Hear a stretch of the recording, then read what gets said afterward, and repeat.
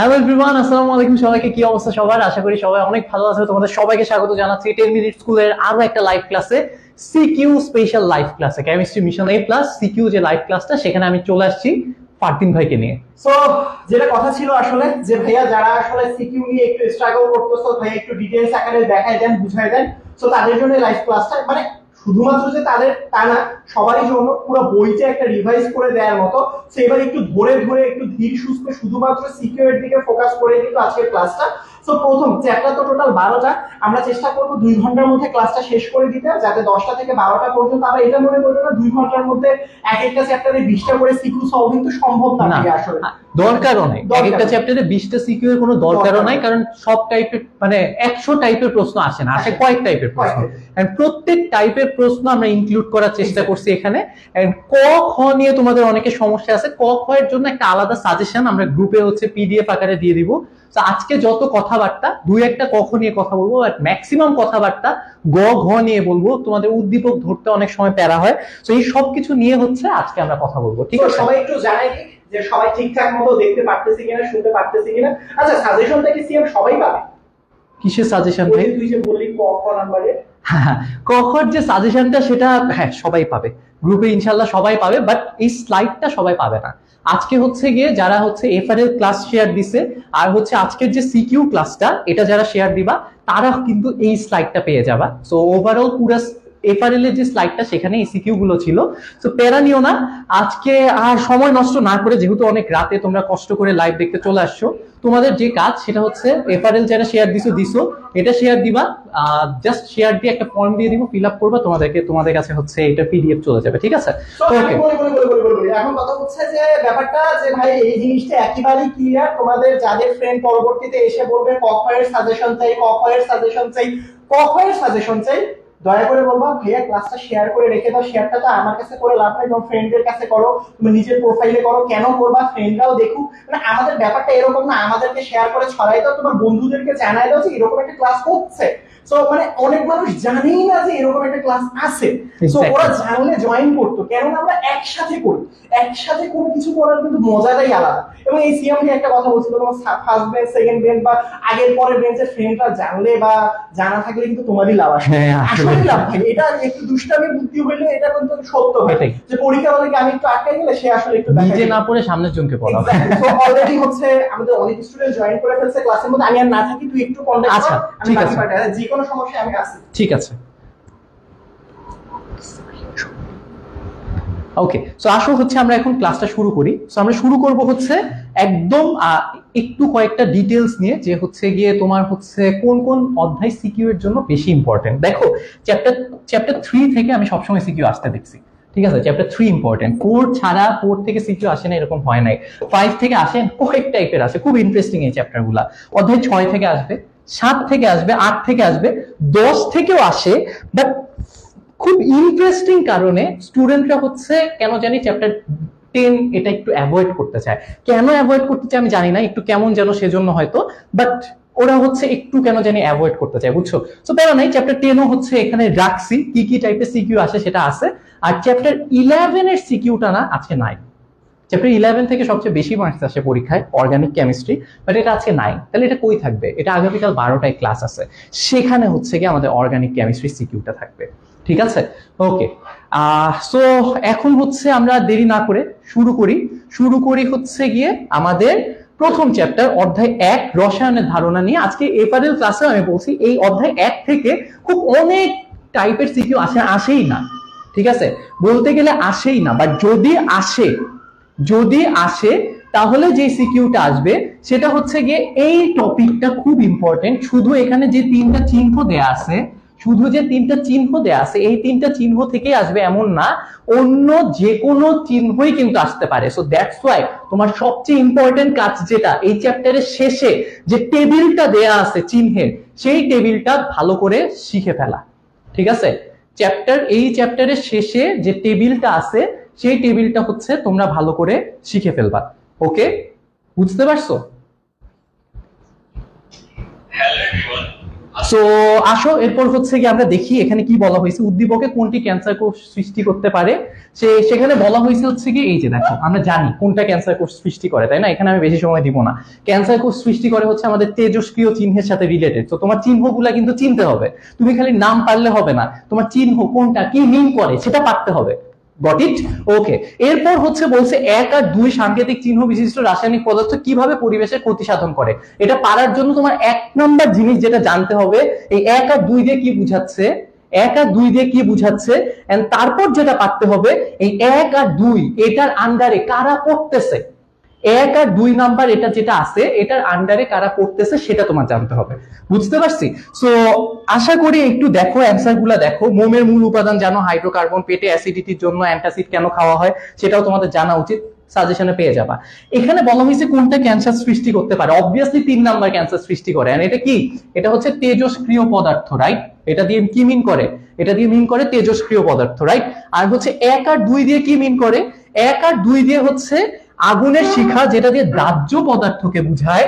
1 number দিয়ে কি বুঝায়, 1 নাম্বার দিয়ে দাহ্য পদার্থকে বুঝায়, আর 2 নাম্বার দিয়ে কি বুঝায়, পরিবেশের জন্য ক্ষতিকর, পরিবেশের জন্য ক্ষতিকর সেটাকে বুঝায় হচ্ছে আমাদের 2 নাম্বার দিয়ে। বুঝতে কি পারছি? সবাই কি বুঝছো?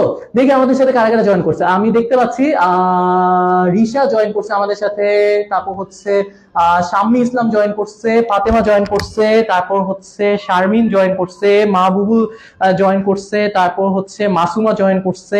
Very good, very good, very good. সাবাস, সবাই পাঠ বুঝতেছো তো, তাই না? সো চ্যাপ্টার 1 থেকে এই কয়েকটা টাইপেরই একটা টাইপেরই কোয়েশ্চেন আসার পসিবিলিটি সবচেয়ে বেশি, যদি আসে। আবার বলতেছি যদি আসে, আসবে নাকি কোনো সিউরিটি নাই, না আসার পসিবিলিটি বেশি, যদি আসে এখান থেকে আসবে। ঠিক আছে? ওকে। এরপর হচ্ছে আমরা চলে যাব হচ্ছে চ্যাপ্টার 2 তে। চ্যাপ্টার 2 তে হচ্ছে দেখো, চ্যাপ্টার 2 এর সিকিউ এর জন্য ব্যাপন নিঃসরণ খুব ইম্পর্টেন্ট। ব্যাপন নিঃসরণ তোমার পারতেই হবে, ঠিক আছে? সো এখানে যেমন দেখো নিঃসরণ কি বলছে, একই পদার্থে গলনাঙ্ক স্ফুটনাঙ্ক ভিন্ন কেন, জানা কথা যে ভাই গলে এক টেম্পারেচারে, ফুটবে আরেক টেম্পারেচারে, মানে বাষ্প হবে আরেক টেম্পারেচার, অবভিয়াসলি আলাদা হবে।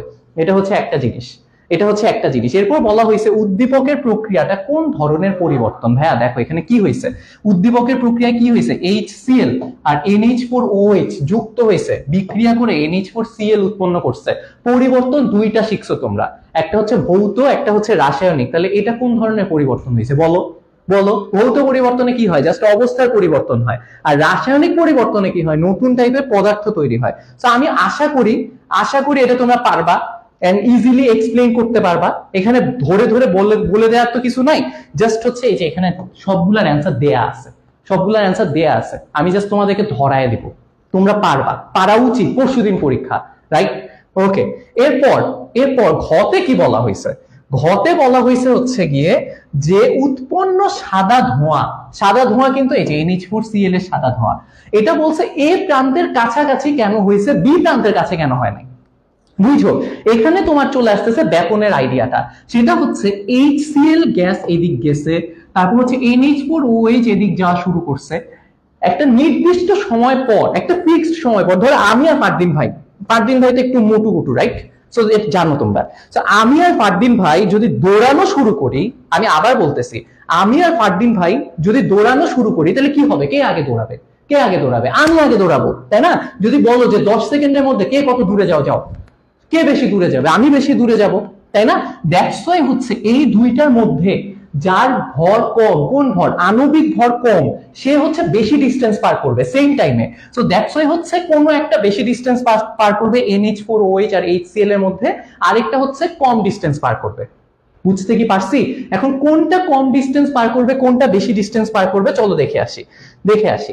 সো আমরা জানি আণবিক ভর, HCl এর আণবিক ভর হচ্ছে, HCl এর আণবিক ভর হচ্ছে 36.5, আর NH4OH না, বেসিক্যালি এটা প্রশ্নে ছিল হচ্ছে NH3 ছিল তোমাদের, ঠিক আছে? যদি বলে হচ্ছে NH4OH হলে কাহিনী চেঞ্জ হয়ে যাবে, বাট কোয়েশ্চেনে ছিল NH3। আর যদি বলে HCl আর NH3 তখনও কিন্তু একই জিনিস হবে। তো দেখো যখন হচ্ছে কি NH3 আসতেছে তখন কি হবে, এই দিক থেকে এটা গেল, এইখান থেকে NH3 আসলো, কার ভর কম? NH3 এর ভর কম, দ্যাটস ওয়াই হচ্ছে NH3 বেশি ডিস্টেন্স পার করে ফেলবে। বুঝতে কি পারছি? ওকে, ভেরি গুড। আগে, তাই না? আচ্ছা, তারপর হচ্ছে CQ2 কোয়েশ্চেনই নাই হয়ে গেছে। আচ্ছা, এরপর বলছে উদ্দীপকের 1 নাম্বার বিকারে তাপীয় বক্ররেখায় কয়টা আনুভূমিক রেখা পাওয়া যাবে? 1 নাম্বারটা কে? 1 নাম্বার হচ্ছে বরফ, রাইট? আমি এখানে ছোট করে দেখাই দিই। দেখো, বরফ যখন হচ্ছে বরফ ছিল তখন অবভিয়াসলি ওটা টেম্পারেচার মাইনাস ধরো 5 ডিগ্রি সেন্টিগ্রেড ছিল। তারপর হচ্ছে পানি হইছে কততে? 0-তে। তারপর হচ্ছে গিয়ে বাড়ছে বাড়ছে বাড়ছে, তারপর 100-তে গিয়ে এটা বাষ্প হবে, ঠিক আছে? তাহলে দেখো, -5 থেকে তুমি যখন তাপ দেওয়া শুরু করবা, তুমি যখন কি করবা? তাপ দেওয়া শুরু করবা, এটা হ্যাং হয়ে গেছে। তাপ দেওয়া যখন শুরু করবা -5 পর্যন্ত আসবে বরফের টেম্পারেচার। তারপর কি হবে? কিছুক্ষণ দেখবা তাপমাত্রা স্থির থাকবে। এইটা হচ্ছে একটা আনুভূমিক রেখা, হরাইজন্টাল লাইন, ঠিক আছে? আনুভূমিক রেখা হচ্ছে এক্স অক্ষের সমান্তরাল রেখা। তারপর হচ্ছে আবার হচ্ছে এটা যত তাপ দিবা উপরে উঠবে। এই সময় কি হয়েছে বলতো?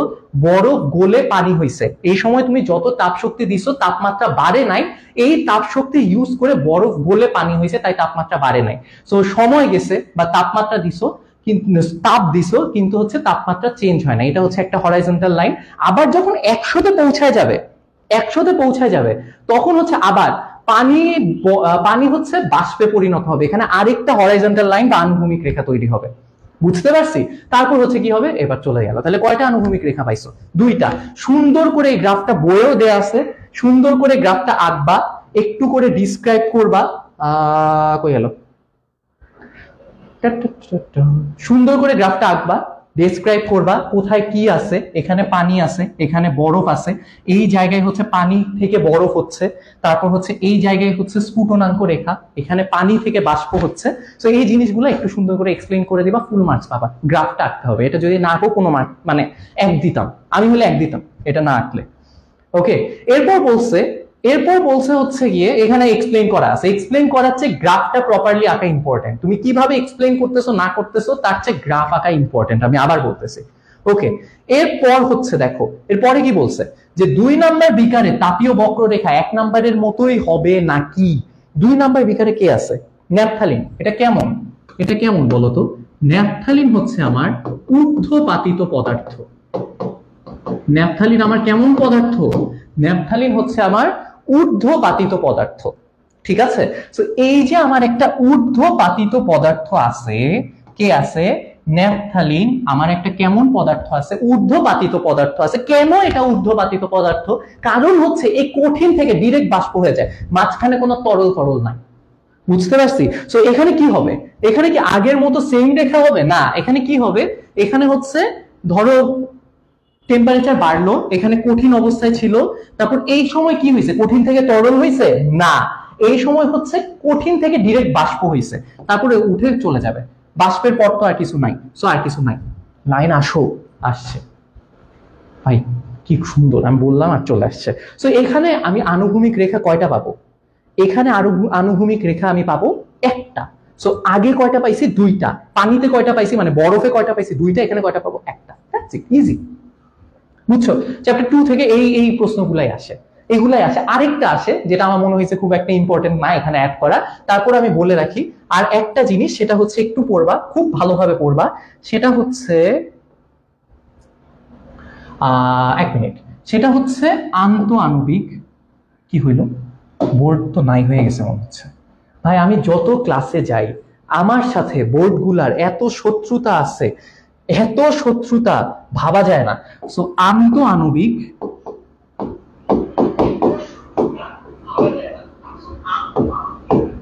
দেখো, আমি লিখতেছি, আসতেছে না, একটু পর আসবে। আন্তঃআণবিক আকর্ষণ বল, ঠিক আছে? আন্তঃআণবিক আকর্ষণ বল রিলেটেড যা কিছু আছে সেগুলো একটু পড়বা। হ্যাঁ, বুঝতে পারছি। আপনার বোর্ড মনে হচ্ছে নাই হয়ে গেছে।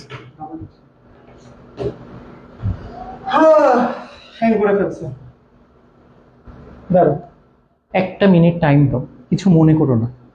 ফারদিন ভাইয়ের বোর্ড ফারদিন ভাইয়ের মতো। প্যারাটা হচ্ছে কি, মানে এই বোর্ডটা হ্যাং করে তখনই যখন প্রচুর পরিমাণ গরম থাকে। সো এখন হচ্ছে কি এসি লাগানোর মতো এখনো পরিবেশ তৈরি হয়নি এখানে। এখানে হচ্ছে পুরো জায়গাটা ওপেন। হ্যাঁ, একেবারে। তো এখানে এসি লাগাইতে হলে পুরো জায়গাটা ক্লোজ করে দিতে হবে। ক্লোজ করে দিলে, আমি তো সিভিল ইঞ্জিনিয়ার। হ্যাঁ, তুই একটু দেখ, ইঞ্জিনিয়ারিং করে দেখ। ইঞ্জিনিয়ার হই নাই এখনো।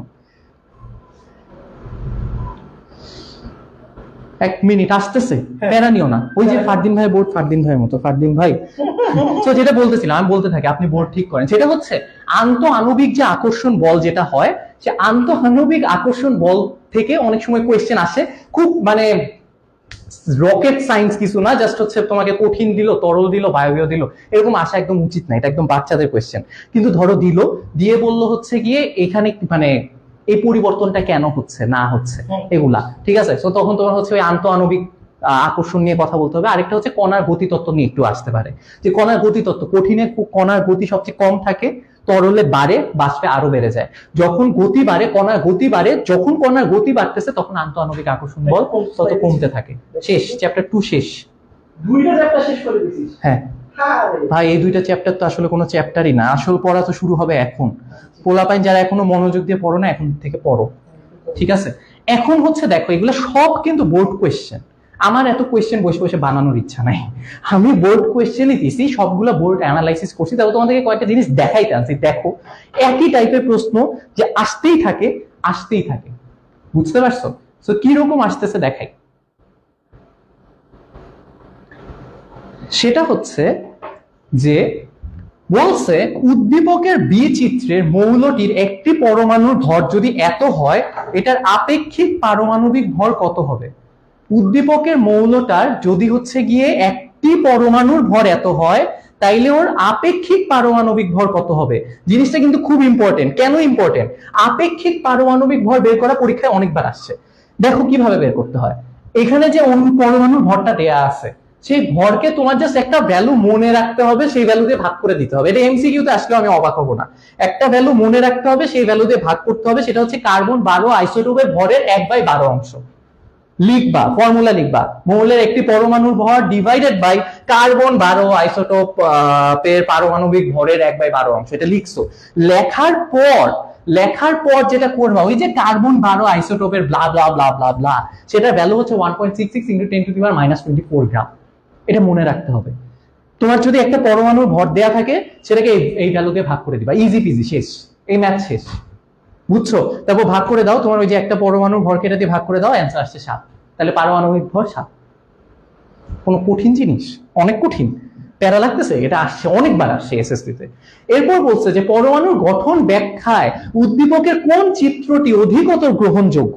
ভাইয়া দেখো, খেয়াল করো, পরমাণুর গঠন ব্যাখ্যায় এইটা কিন্তু রাদারফোর্ড মডেল। কেন এটা রাদারফোর্ড মডেল ভাই, কেমনে বুঝলেন? কারণ এখানে আমি কোনো কক্ষপথ দেখতে পাচ্ছি না, কোন স্থির কক্ষপথের কথা এখানে বলা নাই, যেটা রাদারফোর্ডের মডেলে ছিল। আর বোর মডেলে কি ছিল? বোর মডেলে হচ্ছে গিয়ে তোমার স্থির কক্ষপথের কথা বলা হয়েছে। এই টাইপের প্রশ্ন অ্যান্সার করতে গিয়ে আমি অনেক প্যারা খাইতাম। আমি তোমাদেরকে বলে দিই কি করবা। রাদারফোর্ডের মডেল কি সংক্ষেপে বলবা, ঠিক আছে? খুব বেশি বড় লিখবা না, রাদারফোর্ডের মডেল কি সংক্ষেপে বলবা। তারপর রাদারফোর্ডের সীমাবদ্ধতা গুলা, তাইলে প্রথমে হচ্ছে রাদারফোর্ড মডেল,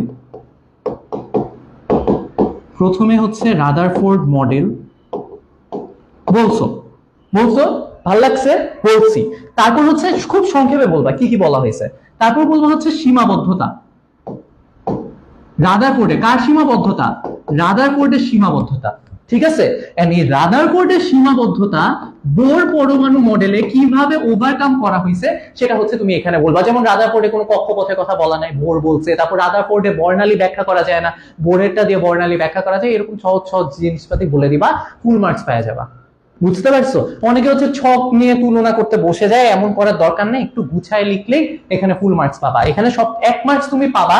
এখানে এই কোশ্চেনে আমি একটা ট্রিক শিখাই দিই, এখানে তুমি 1 মার্কস ফ্রি পেয়ে যাবা যখন হচ্ছে তুমি এটা আইডেন্টিফাই করতে পারবা যে এটা রাদারফোর্ড মডেল, এটা বোর পরমাণু মডেল। এটা যদি তুমি লেখো, তোর পরীক্ষায় টাইম নাই, এখন কি করবো? তাহলে লিখবা যে এ হচ্ছে রাদারফোর্ড পরমাণু মডেল, বি হচ্ছে বোর পরমাণু মডেল, আর 10 সেকেন্ড আছে। এবার লিখবা হচ্ছে বি, অর্থাৎ বোর পরমাণু মডেল অধিকতর গ্রহণযোগ্য। শেষ। আল্লাহ সহায় হইলে 2 মার্কসও পাওয়া যেতে পারে। ঠিক আছে, ওকে। এই আইডিয়া ব্যাক বেঞ্চারদের জন্য।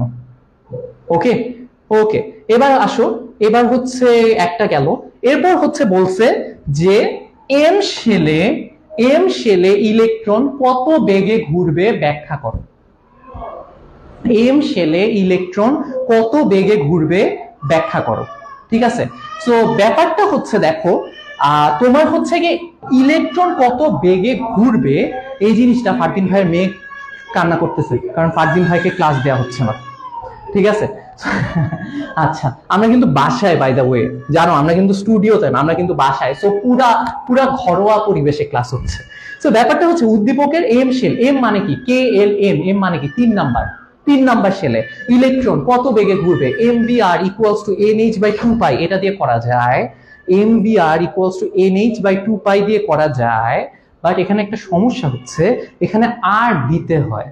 এই ফর্মুলা দিয়ে যদি করতে হয় তাহলে আরটা জানা থাকতে হয়, পারমাণবিক মানে কক্ষপথের ব্যাসার্ধটা জানা থাকতে হয়। কক্ষপথের ব্যাসার্ধ যদি না জানো, এটা কিন্তু তুমি অ্যাপ্লাই করতে পারবে না। কারণ এম যদি হয় তাহলে এন এর ভ্যালু কত বলো তো? এন এর ভ্যালু হবে হচ্ছে 3, তাই না? কে কে হচ্ছে 1 নাম্বার, তারপর এল, তারপর এম এন ও। কেন যে কে থেকে শুরু করছে, যাই হোক, এটা নিয়ে কষ্ট পাওয়ার কিছু নাই। সো এটা কিন্তু এটা দিয়ে করা যাবে না।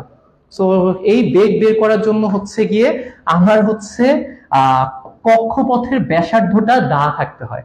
সো কোথাও যদি কক্ষপথের ব্যাসার্ধ দেয়া থাকে তাহলে তুমি এটা পারবা, আদারওয়াইজ অন্য ফর্মুলায় যেতে হবে, এটা তোমাদের জন্য না, এটা তোমাদের জন্য না। ঠিক আছে, সো এই টাইপের প্রশ্ন যদি আসে তাহলে কক্ষপথের ব্যাসার্ধ কোথাও না কোথাও অবশ্যই দেয়া থাকবে।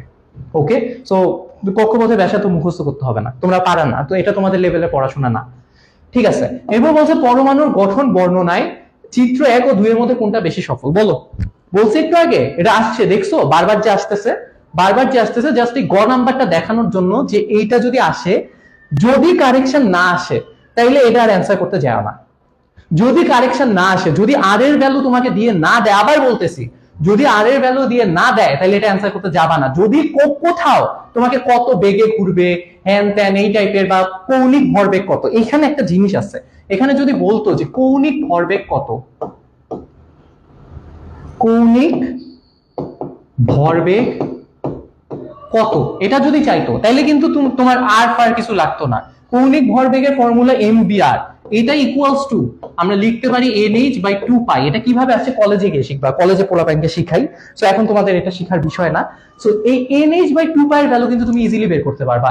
m জানো 3, h হচ্ছে প্ল্যাঙ্কের কনস্ট্যান্ট, পাই তুমি জানো। সো এই যে এখানে দেখো প্ল্যাঙ্কের ধ্রুবক 6.626 × 10⁻⁻34।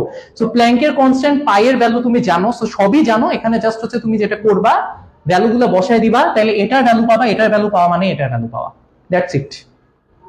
ঠিক আছে, 1 আর 2 এর মধ্যে কোনটা অধিকতর গ্রহণযোগ্য বলতে পারবো না, এটা বোর, এটা রাদারফোর্ড। এবার নিজেরা পারবা আশা করি। এটা বলছে হচ্ছে কি 1 নাম্বার উদ্দীপক হতে, বলছে 1 নাম্বার উদ্দীপক থেকে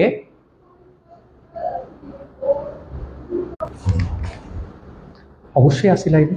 আচ্ছা, সো দেখো বলছে 1 নাম্বার হতে এ মৌলের গড় আপেক্ষিক পারমাণবিক ভর বের করো। গড় আপেক্ষিক পারমাণবিক ভর কি কি বলো, কি পারবা না? সবগুলো গড় আপেক্ষিক পারমাণবিক ভর কিভাবে বের করতে হয়?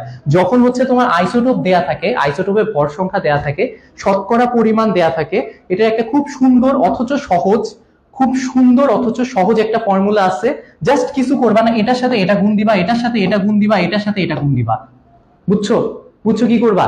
এটার সাথে এটা গুণ, এটার সাথে এটা গুণ, এটার সাথে এটা গুণ করে যে ভ্যালুগুলো পাবা সেই 3টা ভ্যালু যোগ করে দিবা। এটাই করছে, দেখো 78 × 44 প্লাস 14 × 46 8 × 53 করছে, করে ডিভাইডেড বাই 100 শেষ, ডিভাইডেড বাই 100 শেষ। খুব সহজ, যেই ভ্যালু আসবে ওইটাই তোমার অ্যান্সার, বেশি ভাবাভাবির দরকার নাই। যেই ভ্যালু পাবা 45 এটাই তোমার অ্যান্সার, ইজি পিজি। বুঝতে কি পারছি? কারো কোনো প্যারা আছে, কারো কোনো কনফিউশন আছে, মনের মধ্যে কষ্ট আছে? আশা করি থাকার কথা না, আশা করি থাকার কথা না।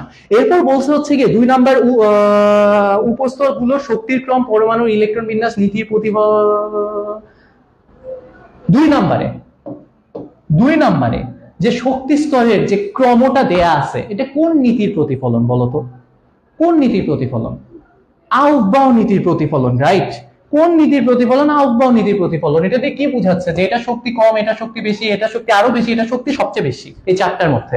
তো ইলেকট্রন যখন প্রবেশ করবে তখন হচ্ছে নিম্ন শক্তিটায় প্রবেশ করবে, এটা ভরে গেলে এটাই প্রবেশ করবে, এটা ভরে গেলে এটাই প্রবেশ করবে, তারপর ওইটা ভরে গেলে এটাই প্রবেশ করবে। এটা কোন নীতি?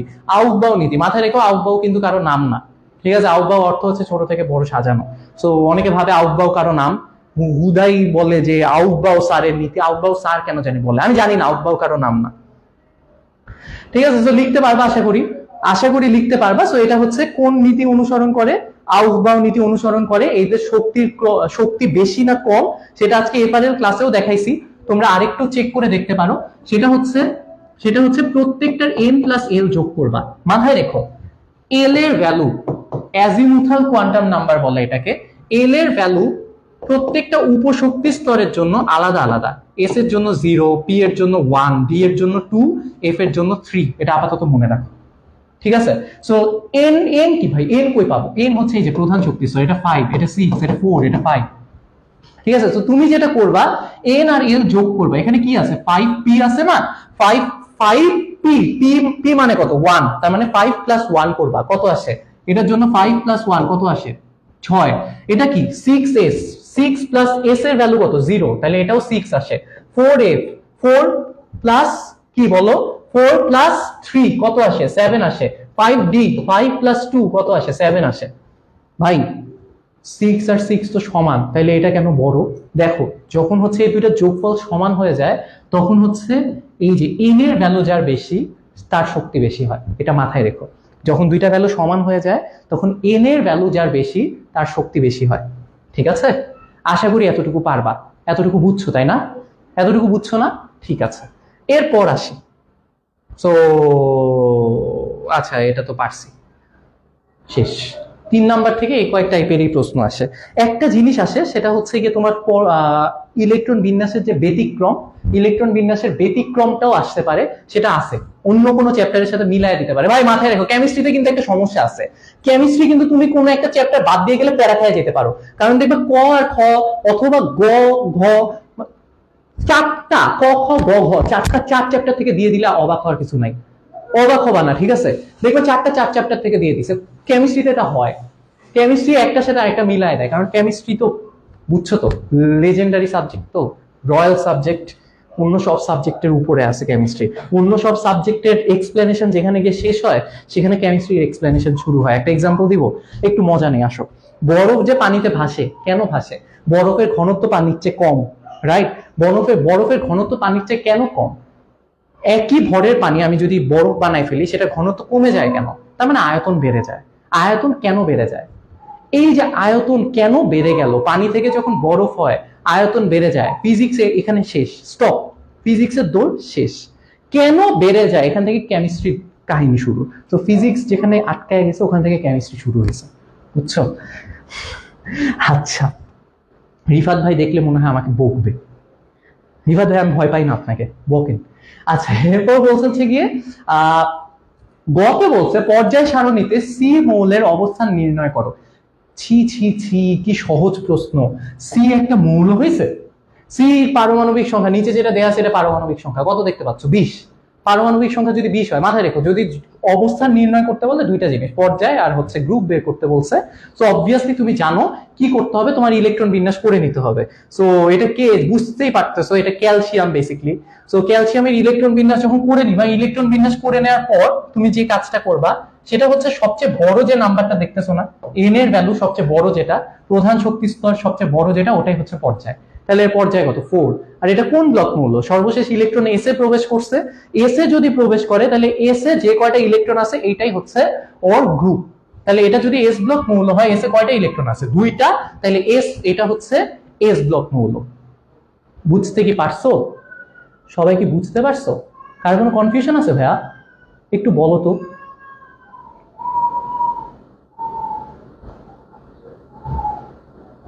একটু বলো, আশা করি কনফিউশন থাকার কথা না। ওকে, ঠিক আছে।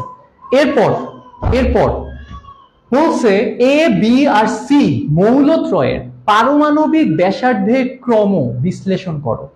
এই 3টা মৌলের পারমাণবিক ব্যাসার্ধ নিয়ে তোমাকে একটু কথাবার্তা বলতে বলছে। দেখো, পারমাণবিক ব্যাসার্ধ যখন আমি বের করি, আমি কি বের করি, আমি জানি বাম থেকে ডানে গেলে পারমাণবিক ব্যাসার্ধ কমে। কেন কমে? কারণ হচ্ছে কি, আমার হচ্ছে নিউক্লিয়াসে প্রোটন বাড়ে, বাইরে হচ্ছে ইলেকট্রন বাড়ে। এই সবকিছুর জন্য আমাদের কি হয়, এই সবকিছুর জন্য হচ্ছে গিয়ে আমাদের পারমাণবিক ব্যাসার্ধ কমতে থাকে, ওদের আকর্ষণ বাড়ে, তাই পারমাণবিক ব্যাসার্ধ কমে, রাইট? ওকে, কিন্তু ভাইয়া কথা আছে, কথা হচ্ছে উপর থেকে নিচে কি হয়, পারমাণবিক ব্যাসার্ধ বাড়ে। তার মানে তুমি দেখো, একই গ্রুপে যদি থাকে, একই গ্রুপে যদি থাকে, এখানে এটা কে কে একটু বলি, তারপর হচ্ছে বুঝবা। এরপর এত এত থিওরিতে যাওয়ার কথা কিছু নাই, একদম ডিরেক্ট এক্সপ্লেনেশনে চলে যাব, ডিরেক্ট এক্সপ্লেনেশনে চলে যাব, ঠিক আছে? যেমন হচ্ছে এ কি, ম্যাগনেসিয়াম, বি কি, বি কি 19 নাম্বার পটাশিয়াম, সি কি, ক্যালসিয়াম, ক্যালসিয়াম। এদের অবস্থান আমি যদি পর্যায় সারণীতে দেখাই, তাহলে আমি জানি প্রথমে হচ্ছে সোডিয়ামের পাশে থাকে ম্যাগনেসিয়াম, সোডিয়ামের নিচে থাকে পটাশিয়াম, পটাশিয়ামের পাশে থাকে হচ্ছে ক্যালসিয়াম। এরকমই তো, এরকমই তো, তাই না? তাহলে এখন তুমি দেখো, সেটা হচ্ছে যে আমার এখানে ম্যাগনেসিয়াম হচ্ছে আমার কয় নাম্বার পর্যায়ের মৌল? ম্যাগনেসিয়াম হচ্ছে আমার 3 নাম্বার পর্যায়ের মৌল। তাহলে এখানে কক্ষপথ 3টা, তো এর আকার তো সবচেয়ে ছোট, এখানে কথা বলারই দরকার নাই। 3 নাম্বার পর্যায়ে আছে ভাই, ও 3 নাম্বার পর্যায়ে, কক্ষপথ কয়টা? 3টা, ওকে নিয়ে আমি কেন কথা বলবো? ওকে নিয়ে কথা বলা আমার লস, সো বাদ।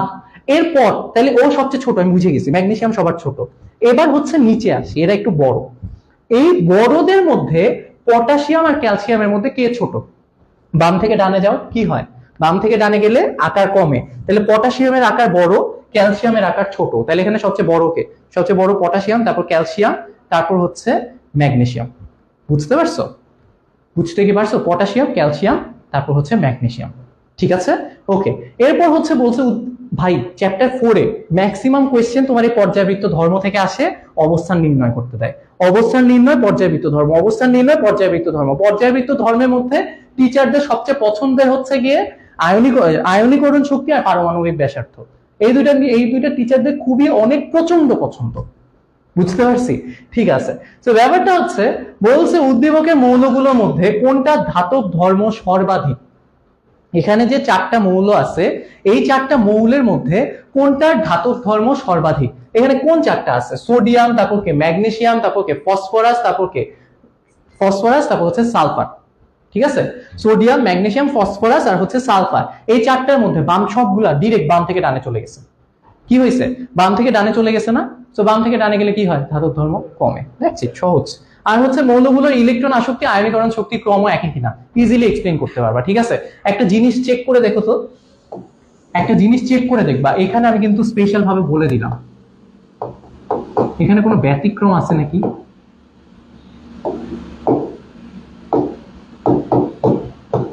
তোমাদের জন্য একটা ছোট্ট টাস্ক, তোমরা একটু চেক করে দেখো এখানে কোনো ব্যতিক্রম আছে কিনা। ঠিক আছে, সো এরপর হচ্ছে 3 নাম্বার সিকিউতে দেখো একই জিনিস, সেটা হচ্ছে মৌলগুলোর প্রথম 2টা রাসায়নিক ধর্ম একই হয়। এটা একটু অন্য টাইপের সিকিউ, তাই হচ্ছে এটা রাখছি।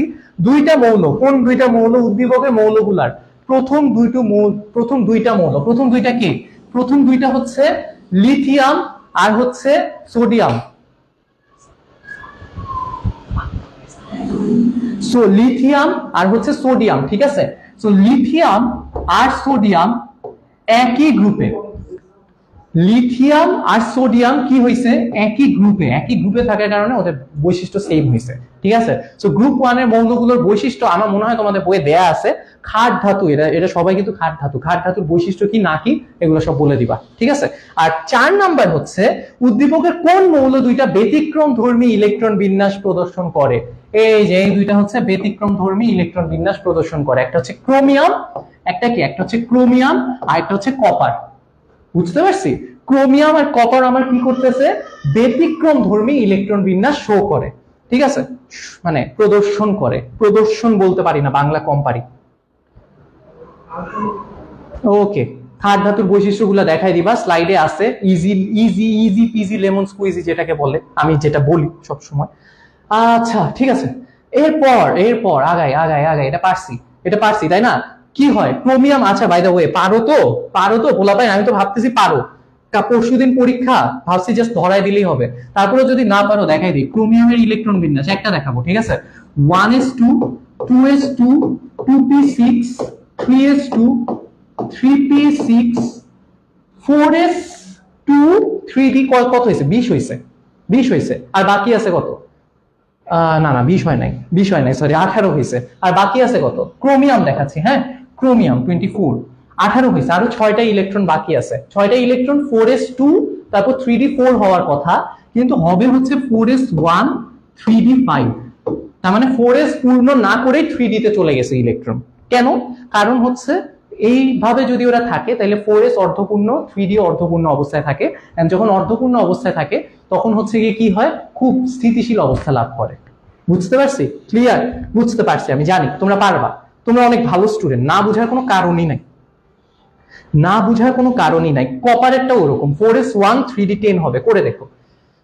আচ্ছা, এরপর বলছে ইলেকট্রন বিন্যাস করে কিউ আর আর এর পর্যায় সারণীতে অবস্থান নির্ণয় করো। দেখাবো না, জাস্ট দেখো কি কি আছে। কিউ কোনটা?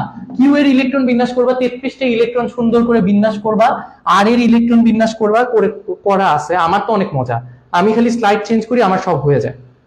আমি খালি লিখেছি কিউ এর ইলেকট্রন বিন্যাস আমি যদি করি তাহলে হবে হচ্ছে 3d10 4s2 4p3। ঠিক আছে, 4s2 বেসিক্যালি আগে হচ্ছে 4s এ ঢুকে, তারপর 3d তে ঢুকে, তারপর 4p তে ঢুকে। 4p তে হচ্ছে 3টা ইলেকট্রন থাকে, আর লাস্টে ঢুকে হচ্ছে 4p তে। তোমরা হচ্ছে আউটবাউন্ড নীতি অনুযায়ী সাজাবা, এখানে পুরো গুছানো আছে, গুছানোর দরকার নাই, এখানে গুছানোর দরকার না। আউটবাউন্ড নীতি অনুযায়ী সাজাবা, তাহলে 4p তে কয়টা ইলেকট্রন থাকবে? 3টা ইলেকট্রন থাকবে। p ব্লক মৌল, তাহলে কি হবে? p এর ইলেকট্রন প্লাস s এর ইলেকট্রন প্লাস 10 করে দিবা, তাহলে যত আসে ওইটাই। কত আসে? 15 আসে। সো 15 হচ্ছে গ্রুপ, আর হচ্ছে সবচেয়ে বড় n কত? 4, সো এটা 4 নাম্বার পর্যায়ে 15 নাম্বার গ্রুপ। এভাবে হচ্ছে পরেরটাও পারবা। ঠিক আছে, এবার বলছে হচ্ছে পি মৌলের আকার এবং এর আয়নের আকার ডায়াগ্রাম সহ বিশ্লেষণ করো। পি মৌলটা কি বাবা? পি মৌলটা হচ্ছে পটাশিয়াম, রাইট? পি মৌলটা কি? পি মৌলটা হচ্ছে পটাশিয়াম। ঠিক আছে, সো পি যেহেতু পটাশিয়াম, বুঝো পি কোন মৌল? পি হচ্ছে পটাশিয়াম। এন্ড এই পটাশিয়াম কি করছে বলতো? পটাশিয়ামের কয়টা ইলেকট্রন আছে? পটাশিয়াম কিছু করে নাই, হুদাই বলতেছে কি করছে। পটাশিয়ামের ইলেকট্রন আছে হচ্ছে আমার 19টা ইলেকট্রন। সো এর ডায়াগ্রাম কেমন হবে? এর ডায়াগ্রাম হচ্ছে এরকম, প্রথমে 2টা, তারপর 8টা, তারপর 8টা, তারপর 1টা, তাই না? পটাশিয়ামের ইলেকট্রন বিন্যাস করছো নিশ্চয়ই। 2881 অথবা 1:2:2 দিয়েও দেখতে পারো, চেক দিতে পারো যে প্রথম কক্ষপথে 2টা থাকে, তারপর 8টা, তারপর 8টা, তারপর 1টা। আর এর আয়ন কি? এর আয়ন হচ্ছে একটা ইলেকট্রন যখন ত্যাগ করে দিছে, একটা ইলেকট্রন যদি ত্যাগ করে দেয়, এই লাস্ট কক্ষপথটাই নাই হয়ে যাবে। মাথায় রেখো, ইলেকট্রন নাই তো কক্ষপথ নাই, কক্ষপথ নাই হয়ে যাবে। সো কক্ষপথ নাই হয়ে গেছে। আর কি করতে হবে? থার্ড ব্র্যাকেট দিবা, এভাবে একটা প্লাস চিহ্ন দিয়ে দিবা। ঠিক আছে, ক্লিয়ার? ডায়াগ্রাম আঁকতে পারবা না? ভেরি গুড, পারবা, অবশ্যই পারবা, না পারার কোনো কারণই দেখতেছি না। আচ্ছা, আরেকটা জিনিস, সেটা হচ্ছে আকার কেমন হবে? আকার হচ্ছে ছোট হয়ে যাবে, আয়নের আকার ছোট হয়ে যাবে, কারণ বুঝতেছে একটা কক্ষপথই নাই হয়ে গেছে, তাহলে আকার অবশ্যই ছোট হবে, রাইট? ওকে, এরপর হচ্ছে বলছে সি আর ডি মৌলের মধ্যে কোনটার ইলেকট্রন আসক্তি বেশি, আর হচ্ছে এক্স পর্যায়ে এস গ্রুপে মৌলগুলোর আকারের তুলনামূলক বিশ্লেষণ করো। পরে উদ্দীপকও থাকবে, সবই থাকবে। দেখো ওইখানে বলছে হচ্ছে সি আর ডি মৌলের মধ্যে কোনটার ইলেকট্রন আসক্তি বেশি। সি কোথায় আছে? এই জায়গায়, এই টাইপের উদ্দীপকে পোলাপাইন সবচেয়ে বেশি প্যারা খায়, বুঝো। সি কোথায় আছে? সি আছে হচ্ছে লিথিয়াম। লিথিয়ামের পাশে কে আছে? লিথিয়ামের পাশে কে? পাশে জানা লাগবে না, নিচে কে? নিচে হচ্ছে সোডিয়াম থাকে, সোডিয়ামের পাশে কে? ম্যাগনেসিয়াম। সো সি হচ্ছে ম্যাগনেসিয়াম, বুঝতে পারছি, গুড। আর হচ্ছে ডি কে? ডি হচ্ছে ক্লোরিনের আগে আছে, ক্লোরিনের আগে আছে কে তাইলে? Sulphur, right? সালফার। তাহলে এটা হচ্ছে ম্যাগনেসিয়াম, এটা হচ্ছে সালফার। একই পর্যায়ে বাম থেকে ডানে গেলে কি হবে?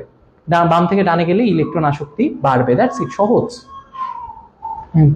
তোমার হচ্ছে এখানে কঠিন কিছু নাই, কঠিন কিছু নাই। ঘতে কি বলছে? এক্স পর্যায়ে এবং এস গ্রুপে, তার মানে হচ্ছে এক্স পর্যায়ে, এই পর্যায়টায়, এই পর্যায়টায় যারা যারা আছে, এটা হচ্ছে 2 নাম্বার পর্যায়, 2 নাম্বার পর্যায়। আর হচ্ছে কোন গ্রুপ? S group. মানে হচ্ছে এটা কোন গ্রুপ? দেখো ক্লোরিন আছে, মানে এটা হচ্ছে 17 নাম্বার গ্রুপ, আর এটা হচ্ছে 2 নাম্বার পর্যায়। 2 নাম্বার পর্যায়ে 17 নাম্বার গ্রুপে মৌলগুলোর আকারে তুলনামূলক বিশ্লেষণ। এটা এমন কঠিন কিছু না, বাম থেকে ডানে গেলে আকার কমবে, এই 17 নাম্বার গ্রুপে উপর থেকে নিচে গেলে আকার বাড়বে, দ্যাটস ইট। সহজ, খুবই অনেক সহজ। এগুলো জাস্ট এক্সপ্লেইন করে লিখবা, কেন বাড়বে কেন কমবে, জাস্ট লিখে দিলা বাড়বে কমবে, মার্কস পাবে এরকম আশা করো না। কেন বাড়বে কমবে সেটা একটু লিখে দিও, ঠিক আছে? ওকে, চ্যাপ্টার 5 এ চলে আসছি, অনেকগুলা করে সিকিউ দেখাইছি। চ্যাপ্টার 5 এ চলে আসছি। দেখো চ্যাপ্টার 5 এ বলছে পি কিউ টি যৌগে কোন ধরনের বন্ধন বিদ্যমান। এই উদ্দীপক কিন্তু কেমিস্ট্রিতে খুব ইম্পর্টেন্ট উদ্দীপক ধরতে পারা। কিউ কি? 8 নাম্বার মৌল, তার মানে অক্সিজেন। পি কি? পি হচ্ছে 6 নাম্বার মৌল, মানে কার্বন। পি কিউ টি মানে CO2। CO2 কি ধরনের বন্ধন? CO2 carbon double bond oxygen, carbon double bond oxygen. এটা কি বন্ধন? এখানে কি বন্ধন হয়েছে? সমযোজী বন্ধন হয়েছে, রাইট? সো আমি যদি তোমাদেরকে দেখাই, কার্বনের শেষ শক্তি স্তরে কয়টা ইলেকট্রন? কার্বনের শেষ শক্তি স্তরে 4টা ইলেকট্রন। দেখো কার্বনের ইলেকট্রন গুলাকে ক্রস দিয়ে লিখছে, আমি লাল করে দিই। এই যে দেখো কার্বনের ইলেকট্রন, কার্বনের ইলেকট্রন, কার্বনের ইলেকট্রন, কার্বনের ইলেকট্রন, কার্বনের এই 4টে ইলেকট্রনের মধ্যে ও 2টা ইলেকট্রন অক্সিজেনের 2টা ইলেকট্রনের সাথে শেয়ার করছে। এই কালোগুলা অক্সিজেনের ইলেকট্রন। সো অক্সিজেনও 2টা ইলেকট্রন দিছে, কার্বনও 2টা ইলেকট্রন দিছে। সো কার্বন আর অক্সিজেন কি করছে? ইলেকট্রন শেয়ার করছে। ঠিক আছে, যেহেতু 2টা করে ইলেকট্রন শেয়ার করছে এখানে, তাই এখানে আমি দেখাইছি কার্বন কার্বন, কার্বন আর অক্সিজেন ডাবল বন্ড। ঠিক আছে, এই পাশেও 2টা করে শেয়ার করছে, তাই এই পাশেও হচ্ছে ডাবল বন্ড। That's it. এই ডায়াগ্রামটা এঁকে দিবা। বুঝতে পারছো? অনেক সময় আমি তোমাদেরকে গ্রুপে একদিন দিছিলাম, আমি জানি না তোমরা খেয়াল করছো নাকি, অনেক সময় পরীক্ষায় তো ডায়াগ্রাম আঁকার টাইম থাকে না। সো তখন একটা শর্টকাট অ্যাপ্লাই করতে পারো। ধরো তোমার হাতে আছে 2 মিনিট, এই ডায়াগ্রাম আঁকতে তো পারবা না, কম্পাস টম্পাস বের করে ডায়াগ্রাম আঁকতে গেলে তোমার খাতা টান দিয়ে নিয়ে যাবে, তুমি বলবা স্যার একটু দেন, স্যার খাতা টানবে, দেখবা খাতা ছিঁড়ে গেছে। এগুলো করার দরকার নেই। কি করবা বলি? স্মার্ট হইতে হবে। স্মার্ট ওয়েটা কি? এই যে কার্বন, এই যে কার্বন, কার্বনের শেষ শক্তি স্তরে কয়টা ইলেকট্রন আছে? 1 2 3 4, 4টা ইলেকট্রন আছে, রাইট? ওকে, কার্বনের শেষ শক্তি স্তরে 4টা ইলেকট্রন আছে। আর অক্সিজেনের শেষ শক্তি স্তরে কয়টা ইলেকট্রন আছে? 6টা। আমি জাস্ট শেষ শক্তি স্তরে ইলেকট্রন গুলা লিখবো। কার্বন সি লিখবো, লিখে শেষ শক্তি স্তরে ইলেকট্রন গুলা মানে মার্ক করবো। ঠিক আছে, কার্বনের গুলাকে ক্রস দিয়ে দেখাবো, অক্সিজেনের গুলাকে ডট দিয়ে দেখাবো। সো অক্সিজেনের হচ্ছে 6টা ইলেকট্রন, 1 2 3 4 5 6, 1 2 3 4 5 6। ঠিক আছে, এই যে এরা যে পাশাপাশি আছে, এটা মানে হচ্ছে এখানে বন্ধন হয়েছে, এখানে বন্ধন হয়েছে। That's it. এই ডায়াগ্রাম আঁকাচ্ছে, এই ডট ক্রস দিয়ে করলে তুমি হচ্ছে গিয়ে অনেক তাড়াতাড়ি করতে পারবে। আমার কতক্ষণ লাগছে? আমি তো বুঝাই করছি। ঠিক আছে, ওকে। এরপর এরপর কি বলছে? এরপর বলছে আর কিউ এবং পি কিউ টি। আর কি ভাই? আর আবার কি? অনেক প্যারা লাগতেছে তো, এত আর ফার খুঁজতে ভালো লাগতেছে না। আর হচ্ছে ম্যাগনেসিয়াম, আর হচ্ছে কি? ম্যাগনেসিয়াম। ঠিক আছে, সো আর কিউ, কিউ কি? অক্সিজেন, তাহলে MgO, তাই না? MgO, ম্যাগনেসিয়াম অক্সাইড, এই যৌগ। আর PQ-T, PQ-T কেন বলতেছি, আল্লাহ আওলায় গেছি। PQ2, carbon die oxide. আর আর কার্বন ডাই অক্সাইড, আর হচ্ছে কার্বন ডাই অক্সাইড, সরি কি বলতেছিলাম, হ্যাঁ কিউ, কার্বন ডাই অক্সাইড, আর হচ্ছে ম্যাগনেসিয়াম অক্সাইড, ম্যাগনেসিয়াম অক্সাইড। আর হচ্ছে ফারদিন ভাই আমাকে অনেক বিরক্ত করতেছে।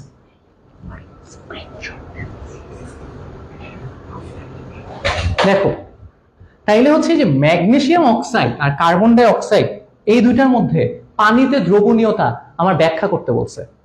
পানিতে দ্রবণীয়তা কি করতে বলছে? ব্যাখ্যা করতে বলছে। একটা আয়নিক, একটা সমযোজী, সমযোজী একটা আয়নিকের মধ্যে পানিতে যদি দ্রবণীয়তা ব্যাখ্যা করতে বলে, এটা পারো না? বইয়ে সুন্দর করে দেয়া আছে, বইয়ে খুব সুন্দর করে দেয়া আছে।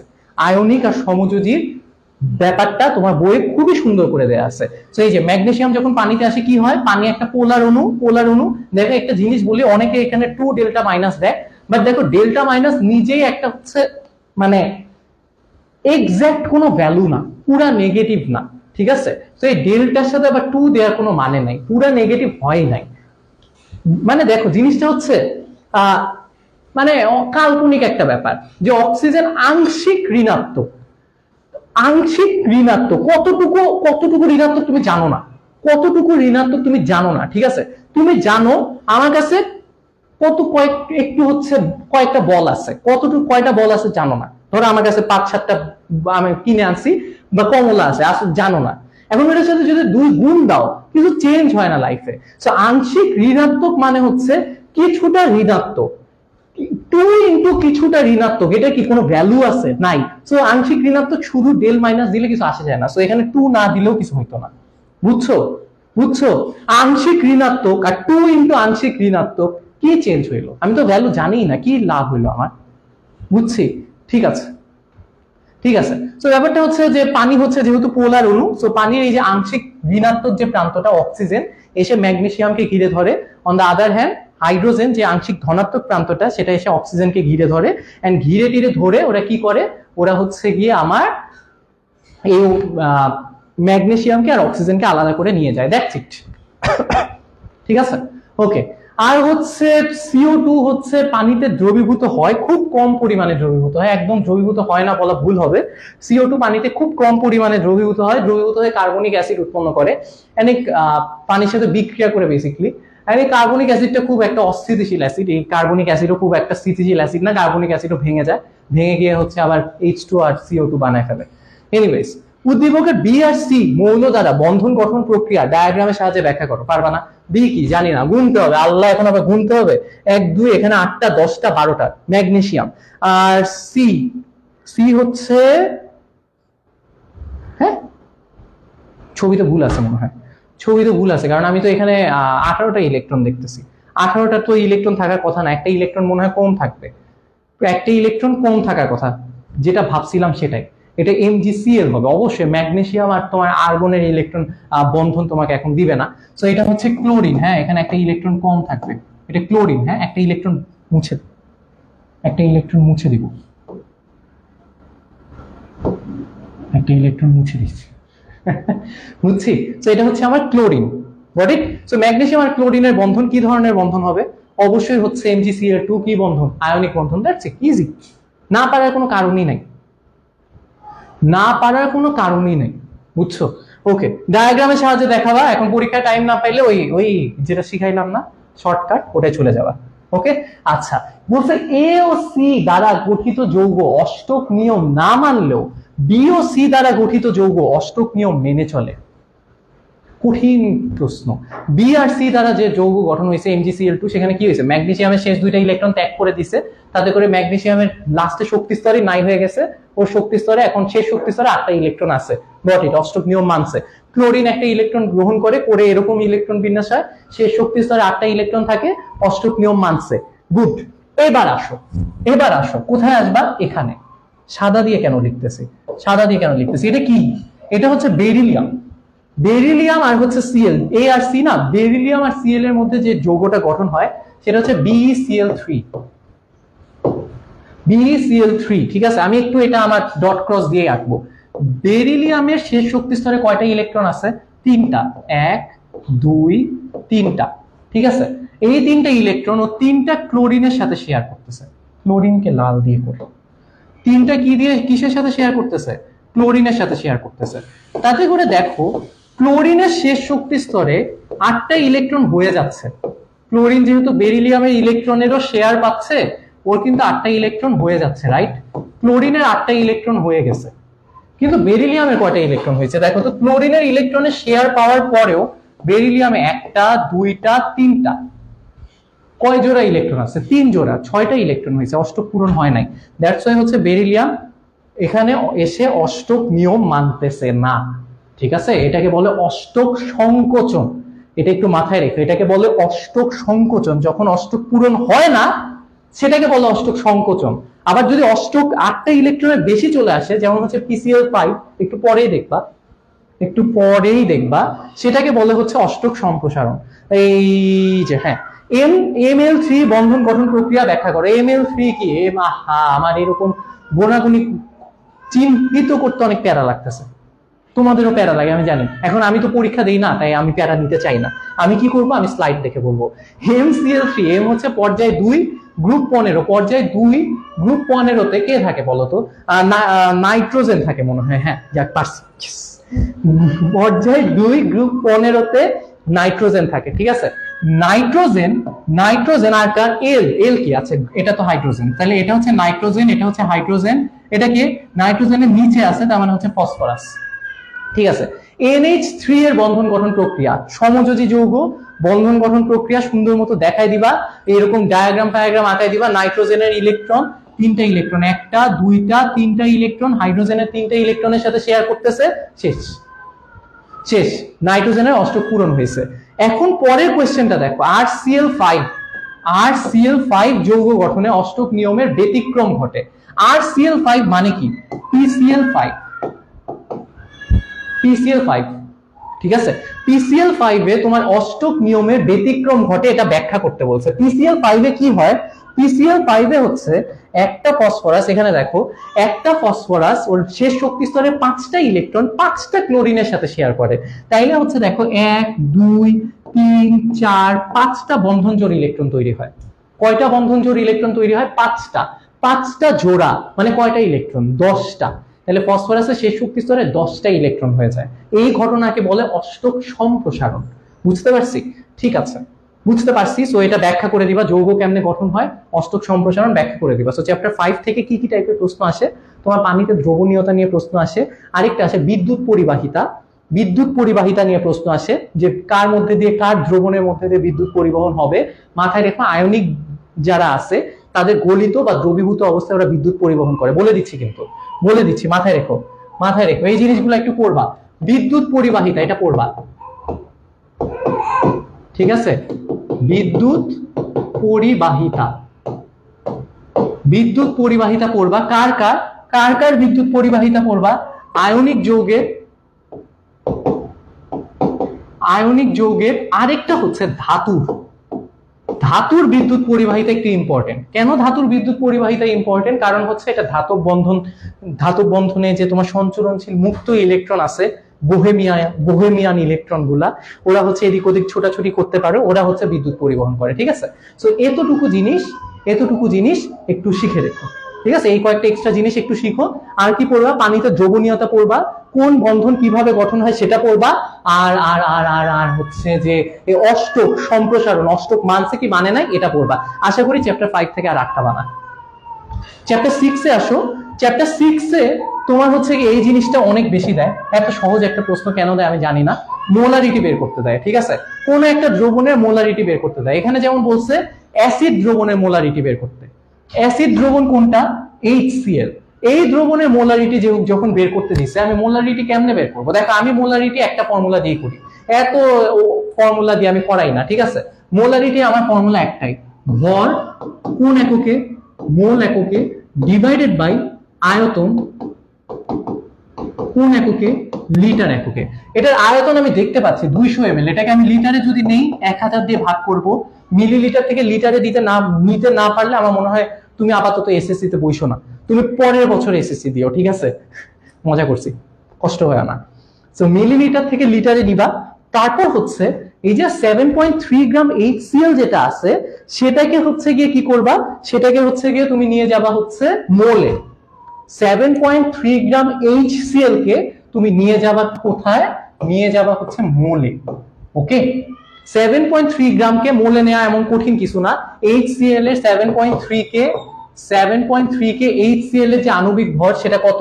36.5 মুখস্থ, তোমাদের আশা করি মুখস্থ।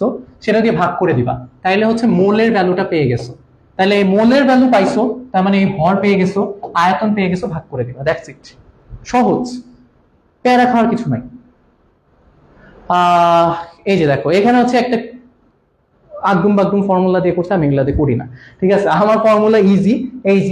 অ্যাকচুয়ালি আমার যেটা, এটা হচ্ছে মাদার ফর্মুলা। ঠিক আছে, এখান থেকে এই ফর্মুলা আসছে, এমন চেঞ্জ কিছু হয় নাই। ঠিক আছে, মোলের ফর্মুলা আর মোলারিটি ফর্মুলা মিলা এই জিনিস বানায় ফেলছে, প্যারা নাই। আমারটা ঠিক আছে, আমারটা মাদার ফর্মুলা, আমারটা না, এটা আমারটা বইয়েরই ফর্মুলা, আমি কোনো ফর্মুলা দিই নাই, এমন কোনো বিখ্যাত কেউ হয়ে যায় নাই। যাই হোক, দ্রবণ দ্বয়কে একত্রিত করলে কোনো লিমিটিং বিক্রিয়ক পাওয়া যাবে কিনা গাণিতিক যুক্তি সহ বিশ্লেষণ করো। দ্রবণ দুইটাকে একসাথে মিলাবা। দ্রবণ দুইটা কে? দ্রবণ দুইটাকে মিলায়ে পাবা হচ্ছে HCl আর হচ্ছে NaOH। রাইট, কোনো সমতা করার দরকার নেই, এটা সমতা হয়েই আছে। এটা জন্মগত সমতা করা, NaCl প্লাস H2O পাইছো। ওকে, এখানে সমতা করার দরকার নাই। তার মানে তুমি জানো এটা হচ্ছে 1 মোল, তাহলে এটাও 1 মোল। রাইট, এটা 1 মোল মানে হচ্ছে 36.5 গ্রাম। এটা 1 মোল মানে কত গ্রাম? 23 প্লাস 17, 23 প্লাস 16 প্লাস 1, 17, কত? 40 গ্রাম।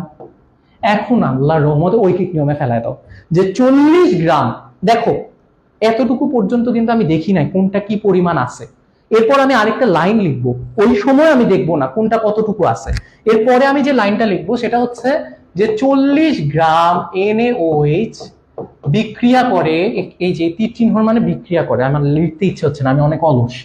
বিক্রিয়া করে, বিক্রিয়া থেকে কি দেখতেছো 40 গ্রাম NaOH বিক্রিয়া করে 36.5 গ্রাম HCl এর সাথে, ঠিক আছে?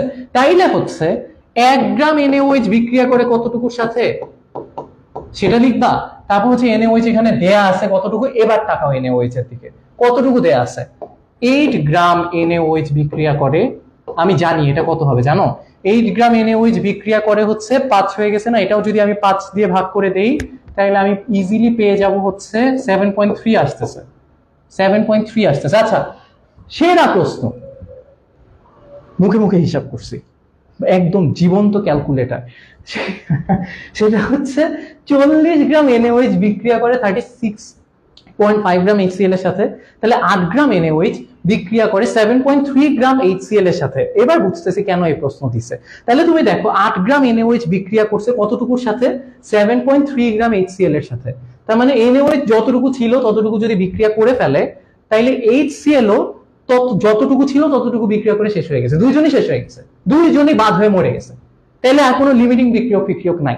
লিমিটিং বিক্রিয়ক কে, যে আগে বাদ হয়ে যায়, যে আগে মরে যায়, ঠিক আছে? এখানে দুইজনই মরে গেছে একসাথে, তাহলে এখানে কোনো লিমিটিং বিক্রিয়ক নাই।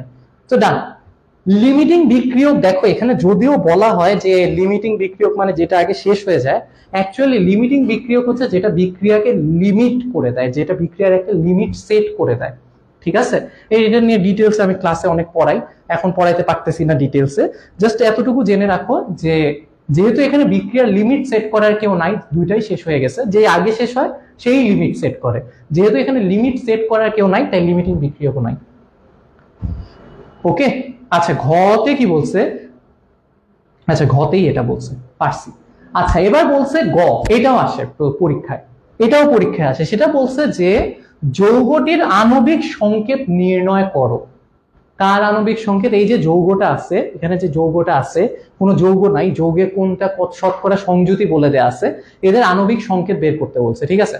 আচ্ছা এটা কিসের যৌগ, কার্বন হাইড্রোজেন অক্সিজেন, কার্বনের পরিমাণ দেয়া আছে, হাইড্রোজেনের পরিমাণ দেয়া আছে, কেমন কেমন কেমন কথা, অক্সিজেনের পরিমাণ দেয় নাই, অক্সিজেন এখন তোমার বিয়োগ করতে হবে কি থেকে, কার্বনের পরিমাণ প্লাস হাইড্রোজেনের পরিমাণ, মানে শতকরা সংযুতি, যোগ করো, যোগ করে 100 থেকে বিয়োগ করো, কারণ তিনটা যোগ করে তো 100% হবে আলটিমেটলি, তাই না?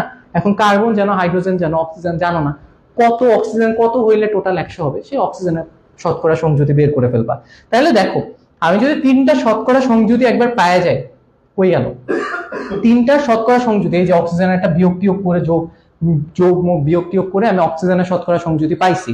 শতকরা সংযুতি পেয়ে যাওয়ার পর যেটা করবা, প্রত্যেকের শতকরা সংযুতিকে ওদের পারমাণবিক ভর দিয়ে ভাগ করে দিবা। তাইলে হচ্ছে দেখো কার্বনের শতকরা সংযুতি কত 40 ছিল, সেটাকে কার্বনের পারমাণবিক ভর মানে 12 দিয়ে ভাগ করে দিবা, কত পাইছো 3.33।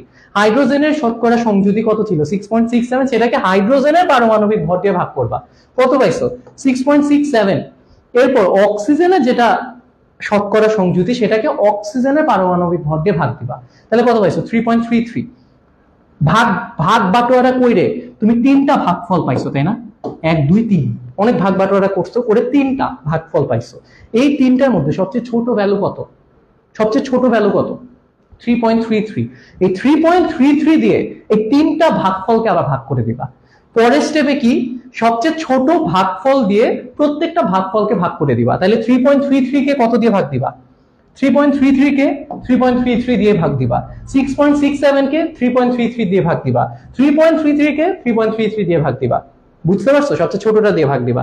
তাহলে পরেরটায় কি পাবা, পরেরটায় পাবা হচ্ছে প্রত্যেকটা জিনিস ওদের স্থূল সংকেতে কার্বন হাইড্রোজেন অক্সিজেন কয়টা করে আছে।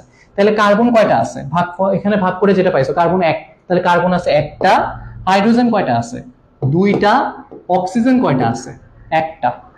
ওকে, সো এদের স্থূল সংকেত CH2O। বুঝতে কি পারছি? এবার এই স্থূল সংকেতের আণবিক ভর, স্থূল সংকেতের যে আণবিক ভর সেটা বের করো, কত, কার্বন কত 12 প্লাস হাইড্রোজেন কত 2টা আছে, সো 2 প্লাস একটা অক্সিজেন আছে, কত হয় 16, তাই না? কত হয় তাহলে 12 14 16, 14 আর হচ্ছে 16 কত হয় 40।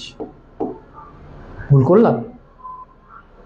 40 কেন হচ্ছে? ছি ছি ছি ছি ছি ছি ছি ছি, নিজেকে একটু আগে জীবন্ত ক্যালকুলেটর বলছি, হবে হচ্ছে 30। ওকে, সো 30 যে হইছে, সব দেখো এটা কার কার আণবিক ভর, স্থূল সংকেত যেটা পাইছো এটার আণবিক ভর 30, আর অ্যাকচুয়ালি যৌগ যেটা সেটার আণবিক ভর হচ্ছে 180। মাথায় রেখো, স্থূল সংকেত যেটা পাইছো, স্থূল সংকেত যেটা পাইছো প্রত্যেকটা সংখ্যাকে একটা নির্দিষ্ট ভ্যালু দিয়ে ভাগ করলে, গুণ করলে তুমি অ্যাকচুয়াল সংকেতটা পাবা। এই এন এর ভ্যালু কত আমি জানি না, এন এর ভ্যালু কেমনে পাবো? এই স্থূল সংকেতের যে আণবিক ভর সেটা দিয়ে অ্যাকচুয়াল আণবিক ভরকে ভাগ করে দিবা। এই যে স্থূল সংকেতের আণবিক ভর কত? 30, সেটা দিয়ে কাকে ভাগ করছি? অ্যাকচুয়াল আণবিক ভরকে। কত পাইছি? 6। তাহলে এই যে এন এর ভ্যালু যেটা সেটা হচ্ছে 6। তাহলে যৌগটা কেমন? CH2O N। তাহলে কত পাইলাম? কি হবে? N, N এর ভ্যালু কত? 6। তাহলে কি হবে? C6H12O6। 6 দিয়ে ভিতরে প্রত্যেকটা ভ্যালুকে গুণ করে দাও। কার্বন একটা ছিল, 6টা হয়ে যাবে, হাইড্রোজেন 2টা ছিল, 12টা হয়ে যাবে, অক্সিজেন একটা ছিল, 6টা হয়ে যাবে। সবাই বুঝছি? সবাই বুঝছি? ক্লিয়ার? ওকে, ঠিক আছে। এবার বলছে যৌগটি 2.75 লিটার 0.25 দ্রবণ প্রস্তুতি গাণিতিকভাবে বিশ্লেষণ করো। খুবই সহজ, খুবই সহজ। বলছে আয়তন দেয়া আছে, আয়তন দেয়া আছে, তারপর হচ্ছে গিয়ে মোলারিটি দেয়া আছে। তাহলে দ্রবণটার ভর পাবা না, তুমি জানো মোলারিটি, মোলারিটি মানে হচ্ছে ভর বাই আয়তন, রাইট?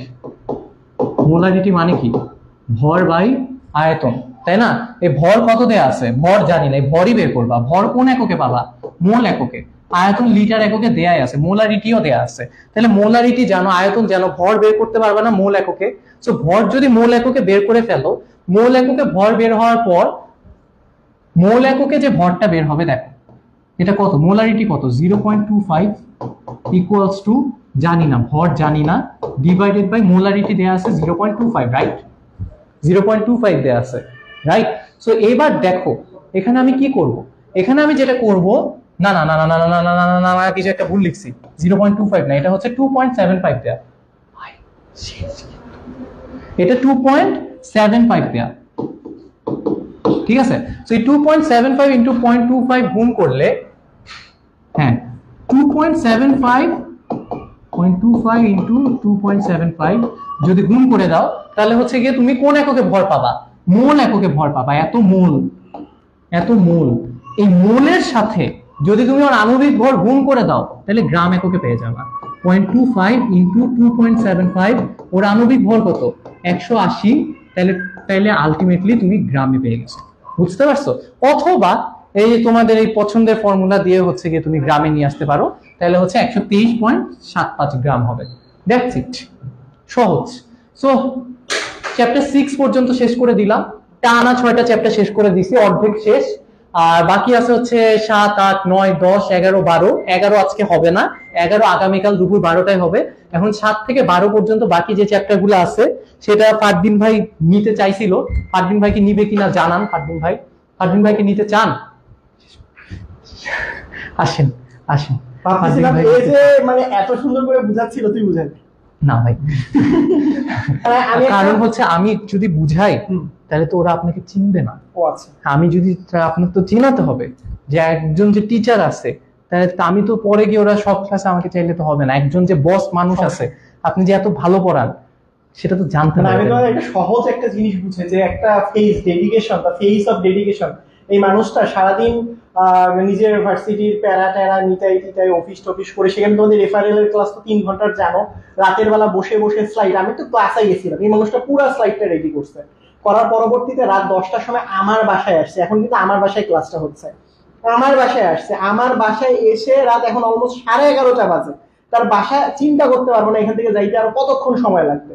তো ঢাকার এই পার আর একজন হচ্ছে ওই পার, সে এখন চিন্তাও করেনি ক্লাস নেওয়ার সময়, লিটারলি সে চিন্তাও করতেছে না যে ভাই আমি যে বাসায় যাব এই ঢাকা শহর তো বুঝো বাবা, চোর বাটপার আর ফারদিন ভাই যেখানে থাকে ভাইয়া মোহাম্মদপুর বাবা, হ্যাঁ তো যারা মোহাম্মদপুরের নাম শুনছো অন্তত জানো আসলে, হ্যাঁ চোর ডাকাত, হ্যাঁ ডাকাত ছিনতাইকারীতে ভরপুর।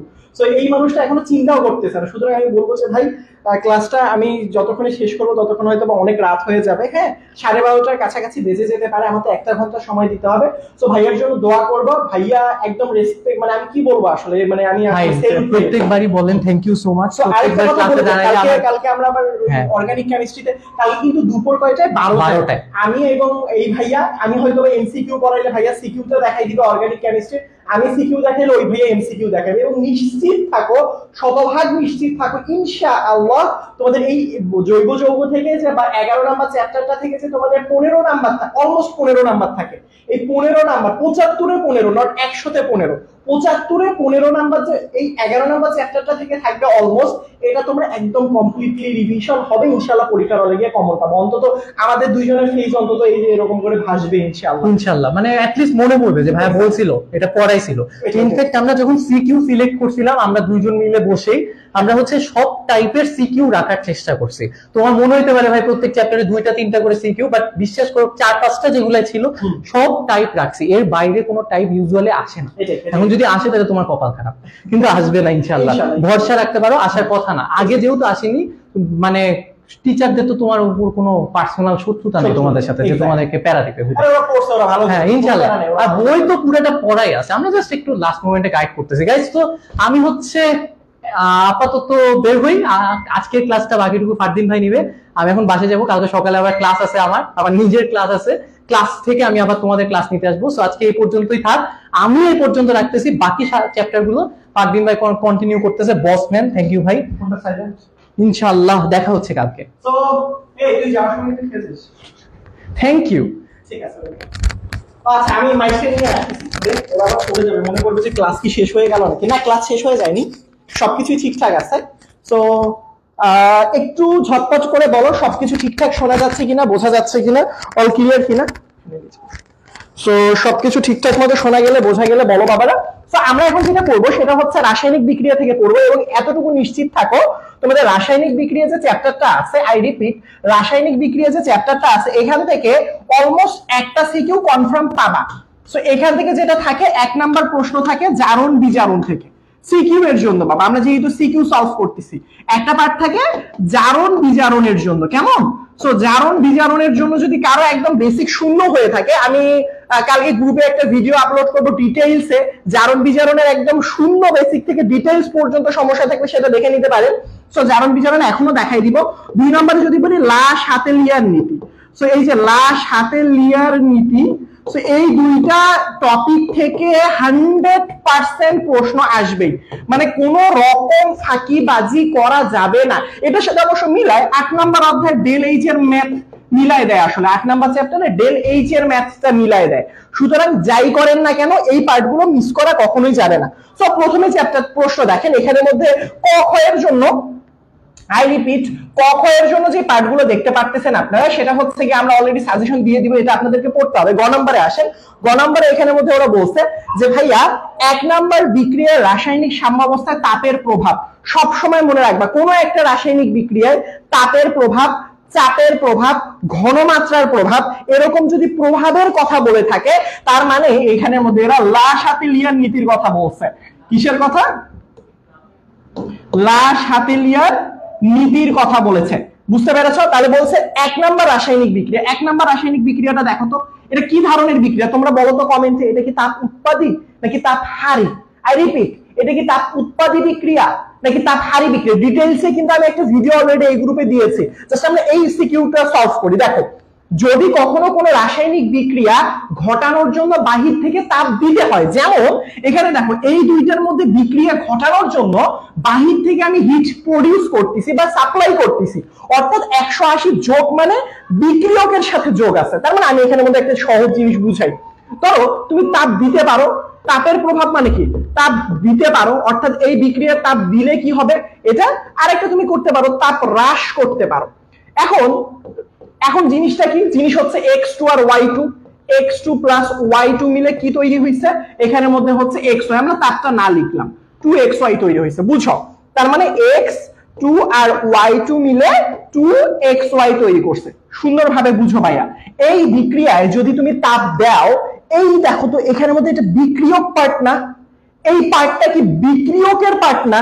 তাহলে বিক্রিয়ক কি বলবে? বলবে ভাই আমার কাছে তো অলরেডি তাপ আছে, আমার কাছে অলরেডি তাপ আছে, এটা কিন্তু একটা তাপহারী বিক্রিয়া। তো এটা কি বিক্রিয়া? এটা হচ্ছে তাপহারী বিক্রিয়া। তাপহারী, আই হোপ তোমরা সবাই জানো আসলে তাপহারী বিক্রিয়ার তাপ উৎপাদী বিক্রিয়ার মধ্যে পার্থক্যটা বা চিনতে পারো আই হোপ। সো দেখো তাপ উৎপাদী হইলে ওই পাশে উৎপাদের সাথে প্লাস দেয়া থাকতো, যাই হোক।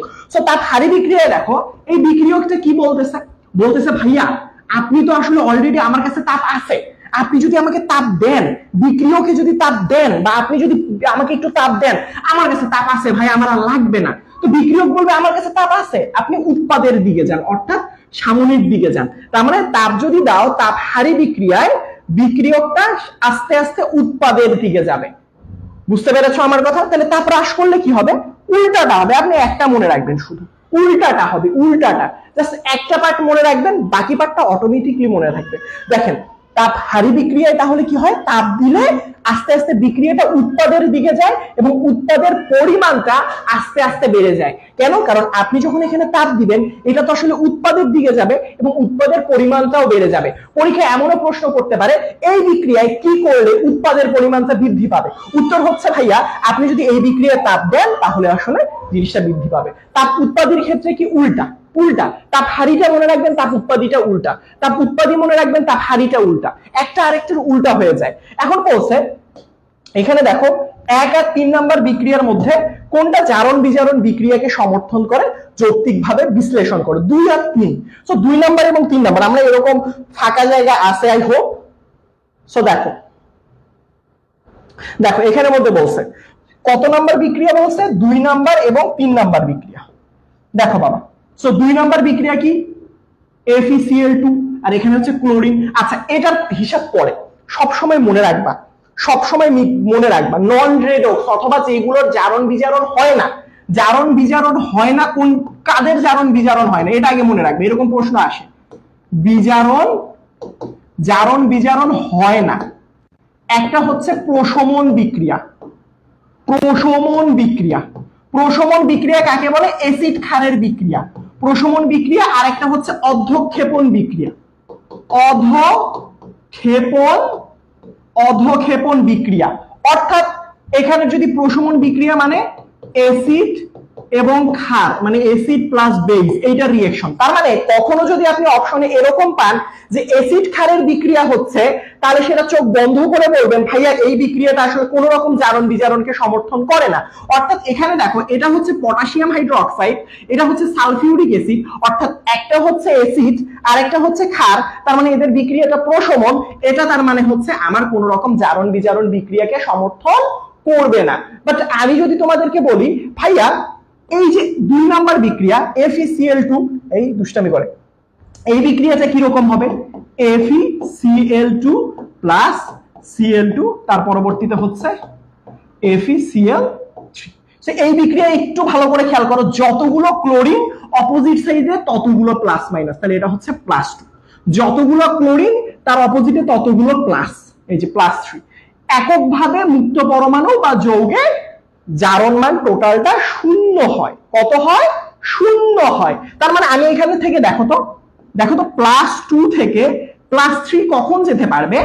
যদি আয়রন 2+ একটা ইলেকট্রন অপসারণ করে দেয়, তাহলে কি 3+ এ পরিণত হয় না? তার মানে এটা কি একটা জারণ বিক্রিয়া? অবশ্যই জারণ বিক্রিয়া। সেম ভাবে এই যে 0 থেকে +3 কিভাবে হয়? 0 থেকে +3 কিভাবে হবে? 0 থেকে +3 হওয়ার জন্য, সরি 0 থেকে তো +3 না, এখানে দেখো এখানে ক্লোরিনের জারণ মান কত? একটা ক্লোরিনের -1, 3টা ক্লোরিনের গুণন হচ্ছে 3 দিয়ে দিল, মানে একেবারে -3 কখনো লিখলে কিন্তু একদম গোলা দিয়ে দিবে টিচার, বুঝছো? তাহলে কি দিতে হবে? ক্লোরিনের -1, 3টা ক্লোরিনের 3 সংখ্যার জন্য এটা 3 দিয়ে দিছি। তাহলে দেখো 0 আর এটার সাথে আছে -1, তার মানে 0 থেকে -1 মানে কি? আস্তে আস্তে ইলেকট্রন গ্রহণ করলে না -1 হবে। তাহলে ক্লোরিন ছিল 0, সে একটা ইলেকট্রন রিসিভ করছে, করে ক্লোরিন মাইনাসে পরিণত হয়েছে। আমরা সমতা না করলাম, তার মানে এটা আমার জারণ বিক্রিয়া হলে এটা অবশ্যই বিজারণ বিক্রিয়া। সো এইরকম আরো অনেকগুলো জারণ বিজারণ বিক্রিয়া আছে যেগুলো পড়তে হবে, আমি হয়তো এখন একটু তাড়াতাড়ি পড়াই দিচ্ছি, অনেকের বুঝতে সমস্যা হতে পারে, বা একটু রিক্যাপ করে নাও। তবে আমি বলি বইয়ে অনেকগুলো আছে জারণ বিজারণ যেগুলো ইম্পর্টেন্ট, আমি তোমাদেরকে ভিডিও আকারে এই গ্রুপে দিয়ে দিব রেকর্ড করে। সো যাদের আসলে জারণ বিজারণে একটু সমস্যা তারা একটু দেখে নিবা প্রথম থেকে, কেমন? সো 2 নাম্বার সিকিউটা দেখো, উদ্দীপকের 1 নাম্বার বিক্রিয়াটা রেডক্স ব্যাখ্যা করতে বলছে। সো 1 নাম্বার বিক্রিয়াটা কি, এই যে একটু আমরা খুঁজে বের করি। 1 নাম্বার বিক্রিয়াটা এখানের মধ্যে দেখো, ভালো করে খেয়াল করো। আমরা গ নাম্বার প্রশ্নে যাই, দেখো ভালো করে খেয়াল করো। গ নাম্বার প্রশ্নে কি বলছে, 1 নাম্বার বিক্রিয়াটা রেডক্স ব্যাখ্যা করতে বলছে। তাহলে এখানে দেখো হাইড্রোজেন সালফাইড প্লাস Cl2, এটা বিক্রিয়া করলে কি হবে, হাইড্রোজেন ক্লোরাইড হবে, 2 মোল HCl প্লাস হচ্ছে সালফার। এবার দেখো দুইটা যতগুলো হাইড্রোজেন অপোজিটে ততগুলো মাইনাস, সালফারের উপর -2 এককভাবে শূন্য, এর আগেরটার মতো। এখানের মধ্যে একটা ক্লোরিনের -1, একটা হাইড্রোজেনের +1, আর সালফারের কত হবে, সালফারের হবে হচ্ছে একক বা মুক্ত ভাবে থাকলে 0 হয়। তাহলে মজার বিষয়টা দেখো, সালফারের এখানে কত ছিল বাবা, সালফারের এখানের মধ্যে ছিল -2। তাহলে সালফার যদি আমার -2 থাকে, সে দুইটা ইলেকট্রন ত্যাগ করে দিয়ে সে কি হইছে, সালফার শূন্যতে পরিণত হইছে। আল্লাহ হাফেজ ভাই, কালকে অর্গানিক কেমিস্ট্রিতে দেখা হচ্ছে। হোয়াটসঅ্যাপ চেক করিস। দেখো ভালো করে খেয়াল করো, সেম ভাবে তোমাদের সিয়াম ভাইয়া চলে গেল। দেখো এই যে দেখো, এই যে 0 থেকে ক্লোরিনটা কি -1 হচ্ছে না, তাহলে 0 থেকে -1 মানে কি, সে ইলেকট্রন রিসিভ করছে। ক্লোরিন একটা ইলেকট্রন রিসিভ করছে, রিসিভ করলে কি হয়, বিজারণ হয়। সো এইভাবে জিনিসগুলো বুঝতে হবে অথবা লিখতে হবে পরীক্ষার মধ্যে। আমি জাস্ট তোমাদেরকে রিক্যাপ করাই দিচ্ছি অথবা মনে করাই দিচ্ছি, এখন তো এত ডিটেইলসে পড়তে গেলে তো রাত 3টা বাজবে, শেষ হবে না বাবা। সো এগুলো একটু মনে রাখতে হবে। তারপরে ঘ নাম্বার প্রশ্ন কি বলছে, যে 2 নাম্বার বিক্রিয়াটাকে অর্ধক্ষেপণ বিক্রিয়া, এটা একটু আনকমন বলতে পারো তোমরা তোমাদের জন্য। বলছে অর্ধক্ষেপণ বিক্রিয়া এবং পানি বিশ্লেষণ বিক্রিয়া বলতে পারি কিনা। কোনো কিছুকে যদি এই যে পানির সাথে রিঅ্যাকশন মানে মোটামুটি মনে রাখবা, পানি বিশ্লেষণ মানে পানির সাথে রিঅ্যাক্ট করতে হবে। তো দেখো অ্যালুমিনিয়াম ক্লোরাইড অলরেডি পানির সাথে বিক্রিয়া করছে, তার মানে এটাকে আমি পানি বিশ্লেষণ ধরে নিলাম। সো এখানে প্রোডাক্টটা কি তৈরি হবে, এটা সবাই জানো, অ্যালুমিনিয়াম ক্লোরাইড যদি পানির সাথে বিক্রিয়া করে তাহলে তৈরি হবে অ্যালুমিনিয়াম হাইড্রোক্সাইড। কি তৈরি হবে, অ্যালুমিনিয়াম হাইড্রোক্সাইড। সবসময় মনে রাখবে, অ্যালুমিনিয়াম হাইড্রোক্সাইড যখন পানিতে দেয় একটু অর্ধক্ষেপ বা তলানি জমার মতো তৈরি হয়। তো তলানি জমাটাকেই কি বলা হচ্ছে, অর্ধক্ষেপ বলা হচ্ছে। তলানি জমাটাকেই অর্ধক্ষেপ বলা হচ্ছে। তার মানে আমি দুইটাই আসলে বলতে পারি। তার মানে এখানের মধ্যে এই যে দেখো বিক্রিয়াটা আসলে অর্ধক্ষেপণ এবং আদ্র বিশ্লেষণ দুইটা হিসেবেই কাউন্ট করব আমরা। বুঝতে পেরেছো, বুঝতে পেরেছো বাবা? সব প্যারা খাইও না, প্যারা খাইও না, এই স্লাইডটা তোমাদেরকে আমি দিয়ে দিব ইনশাআল্লাহ। বুঝতে পেরেছো? ঠিক আছে। তার পরবর্তীতে 3 নাম্বার প্রশ্নে আসো, এই যে পার্সেন্টেজ, এটা তোমাদেরকে সিয়াম ভাইয়া দেখাই দিছে। হ্যাঁ, এই যে কিভাবে পার্সেন্টেজ থাকলে কিভাবে আণবিক সংকেত নির্ণয় করতে হয়। তবে একটা জিনিস মনে রাখবা সব সময়, যদি কখনো বলে ভাই এ এমন একটা যৌগ যার পার্সেন্টেজ 20, বি আরেকটা যৌগ যার পার্সেন্টেজ 30, আর সি এর পার্সেন্টেজ দেয়া নাই, সি এর পার্সেন্টেজ দেয়া নাই, এরকম করে, তো সব সময় মনে রাখবা যার পার্সেন্টেজ দেয়া থাকে না, যদি কখনো বলে যে এ আর বি মিলে 20 আর 30 ওই যৌগটা কে, তখন একটা এটা বুঝো, কিন্তু ট্রিক্স খাটাইতে পারে টিচার, এটা সবাই কিন্তু বুঝবে না, আটকায় যাবে। সো দেখো টোটাল হইছে কত, 20 আর 30 মিলে টোটাল কত, 50। 20 আর 30 মিলে 50 না। এখন প্রশ্নটা হচ্ছে ভাইয়া বাকি 50টা কে, এটা কি সি ধরে নিব, বি ধরে নিব, নাকি টিচার অপশনে দেয় নাই? উত্তরটা হচ্ছে না, টিচার অপশনে দিছে। সবসময় মনে রাখবা যোগ করে যদি 100 না হয়, বাকি যে পার্ট সেটা হাইড্রোজেনের হয়, অর্থাৎ হাইড্রোজেন হচ্ছে বাকি 50%। বুঝতে পেরেছি? এটা একটু মনে রাখবা। সো এইটা পারবা আণবিক সংকেত। এই যে দেখো বিক্রিয়াটা কি রিডক্স কিনা এটা ব্যাখ্যা করতে বলছে। সো এটার জন্য তো প্রথমে যে আণবিক সংকেত নির্ণয় করতে বলবে, অবশ্যই অবশ্যই আণবিক সংকেত নির্ণয় করতে বলবে। সো আণবিক সংকেত এই যে দেখো নির্ণয় করে ফেলছো তুমি, স্থূল সংকেত নির্ণয় করে ফেলছো। এখন ঘ নাম্বারে আসো। ঘ নাম্বারে যদি আসো, এখানের মধ্যে বলছে এটা আসলে কি উদ্দীপকের বিক্রিয়া রিডক্স কিনা। সো উদ্দীপকের বিক্রিয়াটাকে জিঙ্কের সাথে এই যৌগটা বা এই এসিডটা বিক্রিয়া করব। সো বিক্রিয়ার ক্ষেত্রে এখানে তুমি খেয়াল করো জিঙ্কের 0, তাহলে এখানে জিঙ্কের কত, +2, জিঙ্ক শুধু +2 এ হয়, হাইড্রোজেনের 0, তাহলে এখানে হাইড্রোজেনের +1। খুবই ইজি বাবা। সো হাইড্রোজেন যদি আমার +1 হয়, +1 থেকে 0 তে গেলে কি হয়, সে অবশ্যই জারণ মানের পরিবর্তন হইছে, তার মানে কি প্লাস থেকে যদি শূন্যর দিকে যায় তার মানে অবশ্যই এটাতে বিজারণ হয়েছে অথবা ইলেকট্রন গ্রহণ হয়েছে। আবার এখান থেকে যদি এখানে যায় তাহলে কি হবে, শূন্য থেকে +2, তার মানে জারণ হয়েছে। এইগুলো তোমরা পারবা আই হোপ। তো স্লাইডটা দিয়ে দিব, তোমরা দেখে ফেলবা ইনশাআল্লাহ, কেমন? এরপরে আসো বাবারা, পরে আসো। হ্যাঁ, এরপরে আমি দেখতে পাচ্ছি অনেকেই আসো। হ্যাঁ, আমরা 12টার বেশি যাওয়ারই চেষ্টা করব। ঠিক আছে বাবা। দেখো 8 নম্বর চ্যাপ্টারে যেই একটা প্রশ্ন থাকবে সেটা হচ্ছে ডেল এইচ। চোখটা বন্ধ করে একটা প্রশ্ন কমন নাও, লাসাতিলিয়ান নীতি এবং ডেল এইচ, এই দুইটা কম্প্যাক্ট মানে কম্বিনেশন করে কম্বাইন্ড করে প্রশ্ন করবে একসাথে, এটা শতভাগ নিশ্চিত। গ নাম্বারে লাসাতিলিয়ান দিলে ঘ নাম্বারে ডেল এইচ এর মান চাবে, গ নাম্বারে যদি ধরো হচ্ছে ডেল এইচ এর মান চাই, ঘ নাম্বারে লাসাতিলিয়া চাবে। ভাইয়া বিশ্বাস করো ডেল এইচ থেকে প্রশ্ন আসবেই, এবং এই প্রশ্নটা আসার পর ফাকদিন ভাইয়ার চেহারা যাতে ভেসে থাকে তোমার চেহারার উপরে, বুঝছো? যেমন এখানের মধ্যে দেখো, এখন ডিটেইলসে করাবো না, একেবারে বেসিক থেকে করানোর সময় নেই, জাস্ট ধরাই দিব। তোমাদের যদি বুঝতে সমস্যা হয় ডেল এইচ এর একদম বেসিক পর্ব থেকে আমি ভিডিও গ্রুপে আগামীকালকে আপলোড করে ফেলবো, তোমরা দেখলেই হয়ে যাবে ইনশাআল্লাহ। সেই ক কত পার ভাই। গ নাম্বার প্রশ্নটা দেখো, গ নাম্বার প্রশ্ন দেখো, এখানের মধ্যে কি বলছে? এখানের মধ্যে বলছে কার্বন হাইড্রোজেন, মানে এরা ভালো টিচার অনেক। কেন অনেক ভালো টিচার বললাম? সবগুলোর ভ্যালু দেখো দিয়ে দিছে। এখন বলতে পারো যে ভাইয়া পরীক্ষার হলে কি এগুলো বন্ধন শক্তির মান দিয়ে দিবে কিনা? ওই যে রাব্বি জিদনি ইলমা, হ্যাঁ, যে যদি স্যারের মন চাহিদা থাকে তাহলে এইগুলোর মান দিয়ে দিবে। বাট এমসিকিউ এ বোর্ড পরীক্ষায় এরকম জিজ্ঞেস করে কার্বন হাইড্রোজেনের বন্ধন শক্তি কত, কার্বনের বন্ধন শক্তি কত, কার্বন অক্সিজেনের বন্ধন শক্তি কত, তখন কি করবা?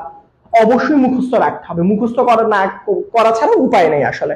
তো এখানে দেখো বলছে এই বিক্রিয়া ডেল এইচ এর মান কত। সবসময় মনে রাখবো যে একটা জিনিস মনে রাখবো, যে সবসময় মনে রাখবা যে এরকম করে শুধুমাত্র যে এরকম তোমাকে দিয়ে দিবে জিনিসটা এমনটা না।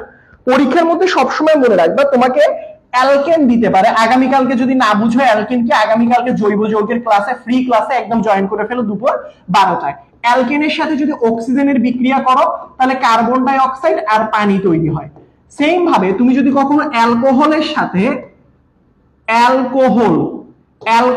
সাথেও যদি কখনো অক্সিজেনের বিক্রিয়া করো তাহলেও কার্বন ডাই অক্সাইড আর পানি তৈরি হবে। এই যে দুইটা জিনিস মনে রাখবে, মানে চোখ বন্ধ করে। এটা যেমন একটা অ্যালকোহল ছিল, দিয়ে দিছে অ্যালকোহল ছিল এখানে, হ্যাঁ, ইথানল ছিল, ইথানল অক্সিজেনের সাথে বিক্রিয়া করে কার্বন ডাই অক্সাইড আর পানি তৈরি করছে, ভালো দিয়ে দিছে। না দিয়ে যদি এখানে এ আর বি দিত তখন কি করতাম? অপশনে দিতেই পারে এরকম এ আর বি, তখন কি করব?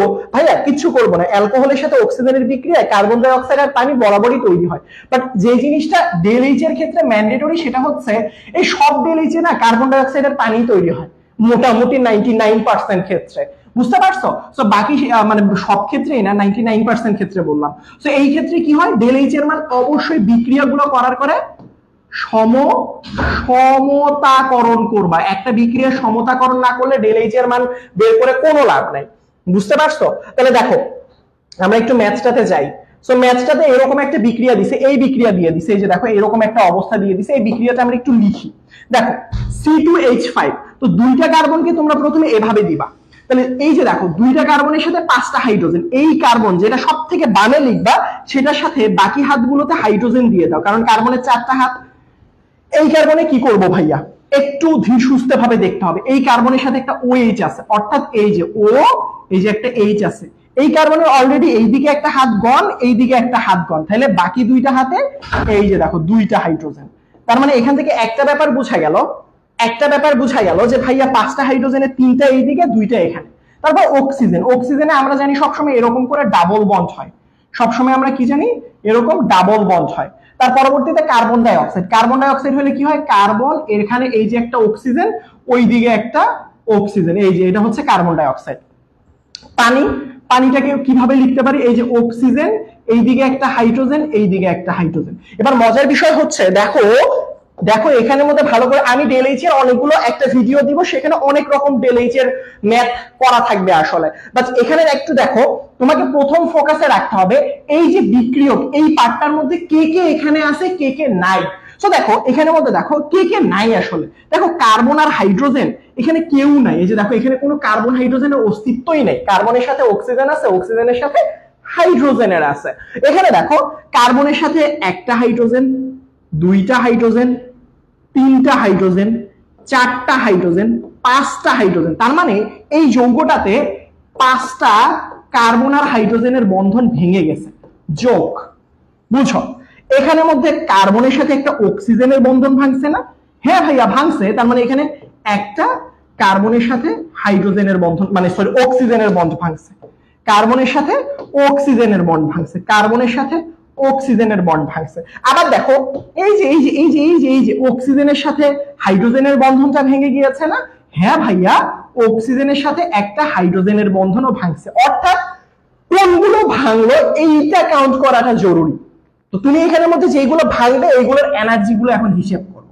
দেখো 5 এর সাথে কার্বন হাইড্রোজেনের এনার্জি দিছে 414, 5 গুণন 414 যোগ 1 গুণন কার্বন অক্সিজেনের কত দিছে? কার্বন অক্সিজেনের দিছে 350, তাহলে দাও 350 যোগ অক্সিজেন হাইড্রোজেন কত দিছে? অক্সিজেন হাইড্রোজেন দিছে হচ্ছে কত দিছে? 464 দিছে। তাহলে হিসাব করো 464, হ্যাঁ ঠিক আছে 464, এটা যোগ করবা। তারপরে এটা তো তুমি বিক্রিয়কেরটা হিসাব করলা, তারপর এখন উৎপাদেরটা দেখো। উৎপাদে কি আছে? কার্বনের সাথে অক্সিজেনের এই পাশে একটা আছে, কার্বনের সাথে অক্সিজেনের এই পাশে আছে একটা। অর্থাৎ কার্বনের সাথে অক্সিজেন এই যে একটা, এই যে কার্বনের সাথে অক্সিজেন এই যে দুইটা, অর্থাৎ দুইটা কার্বনের সাথে অক্সিজেনের বন্ড ভেঙে গেছে, যোগ। তার পরবর্তীতে মানে তৈরি হয়েছে, নতুন করে তৈরি হয়েছে। আবার দেখো কার্বনের সাথে এই জায়গায় একটা হাইড্রোজেন, কার্বনের সাথে এই জায়গায় একটা হাইড্রোজেন, অর্থাৎ কার্বন মানে সরি অক্সিজেনের সাথে একটা হাইড্রোজেন, কি বলি এখানে একটা অক্সিজেনের সাথে হাইড্রোজেন, এখানে একটা অক্সিজেনের সাথে হাইড্রোজেন, রাইট? তো এখানে দেখো এই যে অক্সিজেনের সাথে হাইড্রোজেন কয়টা? দুইটা। তাহলে এবার দেখো কার্বনের সাথে অক্সিজেনের বন্ধন শক্তি কত? এই যে দেখো এখানেও কিন্তু কার্বন আর অক্সিজেন আছে, বুঝছো? একক বন্ধন, কিন্তু আমার তো এটা দ্বিবন্ধন। তাহলে কার্বন আর অক্সিজেনের একক বন্ধনের মানটা আবেগবশত লিখে দিলে কিন্তু জীবন নষ্ট হয়ে যাবে, এটা করা যাবে না, বুঝছো? এটা করা যাবে না। তাহলে কি করতে হবে? এখানের মধ্যে কার্বনের সাথে অক্সিজেন কত? 724, 2 গুণন 724 যোগ 2 গুণন অক্সিজেন হাইড্রোজেন। তাহলে অক্সিজেন হাইড্রোজেনের মান কই? এই যে অক্সিজেন হাইড্রোজেন, এই এখানে একটা তো এই যে দেখছো এইটার বন্ড আমরা হিসাব করিনি, এটা করবো নি এখন। অক্সিজেন হাইড্রোজেন কত? সো অক্সিজেন হাইড্রোজেনের মান হচ্ছে 1 2 3 464, 464। তবে বিক্রিয়কটা যখন হিসাব করছি আমরা ভুলবশত অক্সিজেন অক্সিজেন কাউন্ট করিনি, এখানে অক্সিজেন অক্সিজেনেরও কাউন্ট করতে হবে। তাহলে একটা অক্সিজেন আর অক্সিজেন আছে, একটা অক্সিজেন আর অক্সিজেনের বন্ড কত? 498 যোগ 498, এই যে এভাবে হিসাব করো। তারপরে কি বিক্রিয়কের মোট এটা থেকে ওইটা বিয়োগ করবা, এটা থেকে ওইটা বিয়োগ করলে উত্তর হয়ে যায়, বুঝছো? সবাই বুঝছো? সবাই বুঝছো? ক্লিয়ার নাকি ঝামেলা আছে বলো? এই যে যেভাবে আমি হিসাব করলাম ওভাবে হিসাব করছি। আচ্ছা তারপরে দেখো বলছে 2 নম্বর বিক্রিয়া, বিক্রিয়ক ও উৎপাদ ব্যবহার করে কিভাবে আসলে হচ্ছে গিয়ে তোমার এই যে দেখো একটা জিনিস সবসময় মনে রাখবে, ডেনিয়াল সেল মনে রাখবা, সবসময় মনে রাখবে ডেনিয়াল সেল পড়তে হবে। কি পড়তে হবে? ডেনিয়াল সেল, ডেনিয়াল এইটা পড়তেই হবে, এটা না পড়লে কিন্তু খুবই খবর আছে, অবস্থা খারাপ আছে। ডেনিয়াল সেল অবশ্যই পড়তে হবে। তোর এই অধ্যায় থেকে আরেকটা ডেনিয়াল সেল যেমন ইম্পর্টেন্ট, আরেকটা হচ্ছে গিয়ে তোমার ডেনিয়াল সেলের পরবর্তীতে হচ্ছে যে সোডিয়াম ক্লোরাইডের, গাঢ় সোডিয়াম ক্লোরাইডের তড়িৎ বিশ্লেষণ, অথবা হচ্ছে গিয়ে তোমার ম্যাগনেসিয়াম ক্লোরাইডের তড়িৎ বিশ্লেষণ, এই পার্টগুলো খুবই খুবই গুরুত্বপূর্ণ, এইগুলো কিন্তু মিস করাই যাবে না। বুঝতে পেরেছো আমার কথা? তো দেখো ডেনিয়াল সেল এই যে সবাই জানো জিঙ্ক, আর এখানের মধ্যে হয়ে গেছে জিঙ্ক, হয়ে গেছে জিঙ্ক সালফেট। কিভাবে? তো এখানের মধ্যে ক্যাথোডে ক্যাটায়ন যাবে, অ্যানোডে অ্যানায়ন যাবে, বুঝতে পারছো? তো জিঙ্ক কি করবে? জিঙ্ক দুইটা ইলেকট্রন ত্যাগ করে দিয়ে কি করবে? জিঙ্ক 2+ পরিণত হবে। তার পরবর্তীতে কপার সালফেটে কি হবে? কপার 2+, দুইটা ইলেকট্রন গ্রহণ করে কপারে পরিণত হবে। তো আমি জাস্ট একটু মানে হালকা ধারণা দিচ্ছি, এটা একটু পড়ে নিবা বাবা, খুবই গুরুত্বপূর্ণ ডেনিয়াল সেল। হ্যাঁ, তো এই যে দেখো এই যে ইলেকট্রন দুইটা যখন যাতায়াত করবে লাইনের মধ্য দিয়ে, যখন যাতায়াত করবে এই যে দুইটা ইলেকট্রন, তখন আসলে বিদ্যুৎ পরিবহনের সৃষ্টি হবে। পটাশিয়াম লবণ সেতু হিসেবে পটাশিয়াম ক্লোরাইড ব্যবহার করা হয়, খুবই গুরুত্বপূর্ণ একটা এমসিকিউ। লবণ সেতুতে কোনটা ব্যবহার করা হয়? উত্তর হচ্ছে পটাশিয়াম। যায়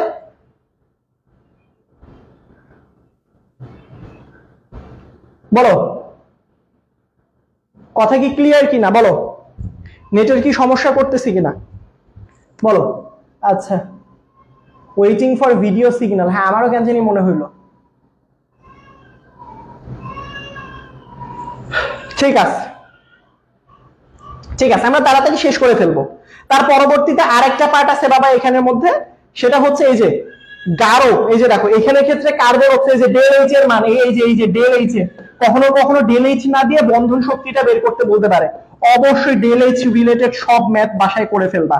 হয়তোবা বন্ধন শক্তির মান বের করতে পারে বলতে পারে, অথবা বন্ধন শক্তির মান দিয়ে ডেল এইচ এর মান বের করতে বলতে পারে। এখন দুইটা করার একটা সময় নাই, এক্স যদি এটা চায় তখন এক্স ধরে নিয়ে এটার মান বসাই দিব। আই হোপ তোমরা পারবা ইনশাল্লাহ, না পারলে জিজ্ঞেস করবা, ইনশাল্লাহ তোমরা পারবা।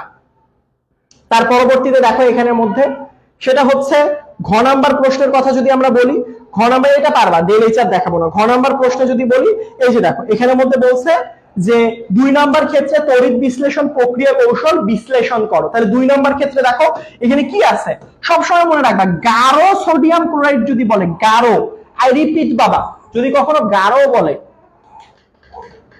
সো যদি কখনো কি বলে গাঢ়, গাঢ় মানে বুঝবা পানি আছে, পানির সাথে সোডিয়াম ক্লোরাইড আছে, দুইটা জিনিস আছে। গাঢ় সোডিয়াম ক্লোরাইড বললে কি আছে, পানি আর সোডিয়াম ক্লোরাইড আছে, সবসময় মনে রাখবা। এরকম যদি বলে মনে মনে মনের চোখ দিয়ে তুমি চিন্তা করে নিবা, পানিটাকে ভাঙলে এই দ্রবণে, মানে এই দ্রবণের মধ্যে কি কি থাকতে পারে, সোডিয়াম ক্লোরাইডকে ভাঙলে সোডিয়াম প্লাস, ক্লোরাইড মাইনাস, পানি থাকলে হাইড্রোজেন প্লাস, তার পরবর্তীতে হাইড্রোক্সাইড মাইনাস। এখন আমরা জানি ক্যাথোডে কারা যায় ক্যাটায়ন, অ্যানোডে কারা যায় অ্যানায়ন। ক্যাথোডের বিক্রিয়া যদি আমরা বলি, ক্যাথোড, ক্যাথোডে কারা যাবে, ক্যাটায়ন যাবে। ক্যাটায়ন কোনটা, এখন প্রশ্ন হচ্ছে ভাইয়া দুইটা ক্যাটায়নের মধ্যে কে যাবে? ওই যে আমরা একটা শাড়ি পরছি না, কে না কে ম্যাকগাইভার এলো যেন ফিরে পাবে সোনা, হাই গুলঙ্গার হাজিয়া আজি পেটাবে আমায়, এইগুলোর মধ্যে যে বেশি নিচে থাকবে সে আসলে ক্যাথোডে যাবে। দুইটার মধ্যে নিচে কে, উত্তর হচ্ছে হাইড্রোজেন। তাহলে হাইড্রোজেন ক্যাথোডে যাবে, গিয়ে কি করবে বলতো বাবা, এখানে ইলেকট্রন রিসিভ করে হাইড্রোজেন গ্যাসে পরিণত হবে। সমতা করলে জিনিসটা অনেকটা এরকমটা দেখায়। আর অ্যানোডে কে যাবে, এই অ্যানোডে সক্রিয়তাটা মানবে না, ঘনমাত্রা মানবে। এখানে ক্লোরিনের ঘনমাত্রা বেশি হাইড্রোক্সাইডের থেকে, কি বেশি, ঘনমাত্রা বেশি, এটা সক্রিয়তা সিরিজ মানে না বাবা। সো ঘনমাত্রা যদি বেশি হয় তাহলে অ্যানোডের রিঅ্যাকশনটা কেমন হবে বাবা? তাহলে অ্যানোডের রিঅ্যাকশনটা কি হবে, অ্যানোড যাবে, অ্যানায়নটা যাবে অ্যানোডের মধ্যে, ক্লোরিন মাইনাস কি করবে, সে আসলে ইলেকট্রন কি করবে, রিসিভ করবে। দুইটা ক্লোরিন মাইনাস একদম সমতা করে দুইটা ইলেকট্রন গ্রহণ করে ক্লোরিন গ্যাসে পরিণত হবে। তাহলে বেঁচে থাকলো কে ভাইয়া, বেঁচে থাকলো সোডিয়াম আর এখানের মধ্যে হাইড্রোক্সাইড। তাহলে সোডিয়াম আর হাইড্রোক্সাইড মিলে কি তৈরি করবে, হ্যাঁ সোডিয়াম হাইড্রোক্সাইড। বুঝছো, মনে রাখতে হবে, এগুলো পরীক্ষা আসবে, এইগুলো পরীক্ষায় অবশ্যই অবশ্যই আসবে, এগুলো না পড়লেই বিপদ, বুঝছো, না পড়লেই বিপদ। তার পরবর্তীতে দেখো, আই হোপ এগুলো পারবা এখন থেকে। এই 8 নাম্বার অধ্যায়ের এই জিনিসগুলো ইম্পর্টেন্ট। পরে যদি 9 নাম্বার চ্যাপ্টারের কথা বলি, নিউক্লিয়ন সংখ্যা, এগুলো পাবা। এই যে দেখো খুবই খুবই ইম্পর্টেন্ট। দেখো যদি তুমি আমাকে বলো ভাইয়া 9 নাম্বার অধ্যায় থেকে সিকিউ এর জন্য কি পড়বো, আমি বলবো ওই যে ক্ষারের যে চিহ্নিতকরণ, অর্থাৎ অধ্যক্ষেপণের একটা পার্ট আছে, অধ্যক্ষেপণের একটা পার্ট আছে, এইটা পড়ো। 9 নাম্বার চ্যাপ্টার থেকে একটাই পড়ো, এটাই কমন আসবে। কিরকম ভাইয়া, দেখো এখন বলছে এই যে দেখো প্রথম প্রশ্ন, উদ্দীপকের সমীকরণটা সমতা করো। খুবই সোজা, উদ্দীপক কি, অ্যালুমিনিয়াম ক্লোরাইড, সমতা করুন তো বাবা, 1-2 বাচ্চা পারে। এটা হচ্ছে সোডিয়াম হাইড্রোক্সাইড। তাহলে তুমি কি জানো এখানের মধ্যে অ্যালুমিনিয়াম আর হাইড্রোক্সাইড মিলে কি হয়, অ্যালুমিনিয়াম হাইড্রোক্সাইড তৈরি হয়। মজার ব্যাপার দেখো, এখানে হাইড্রোক্সাইড কয়টা বুঝছো, হাইড্রোক্সাইড আমি এখানে কয়টা দিছি, 3টা। এখানের মধ্যে হাইড্রোক্সাইড কয়টা, 1টা। তো দেও এখানের মধ্যে 3 সমতা করার জন্য হাইড্রোক্সাইডটা মিলাইলাম, খুবই ভালো কথা। এখানের মধ্যে সোডিয়ামের সাথে কি যুক্ত হয়, ক্লোরিন। তাহলে এখানে দেখো ক্লোরিন কয়টা, 3টা, এখানে সোডিয়াম কয়টা, 3টা। যদি তুমি এখানে সামনে 3টা দাও তাহলে সোডিয়ামও 3টা মিলে যায়, ক্লোরিনও 3টা মিলে যায়। সমতা, এটা তো গিফট প্রশ্ন, এটা একদম গিফট প্রশ্ন। দেখো এবার দেখো পরের প্রশ্নটা, আমি যেটা বলছি অধ্যক্ষেপের পাঠ থেকে প্রশ্ন আসবেই আসবে, মানে কোনো মিস নাই।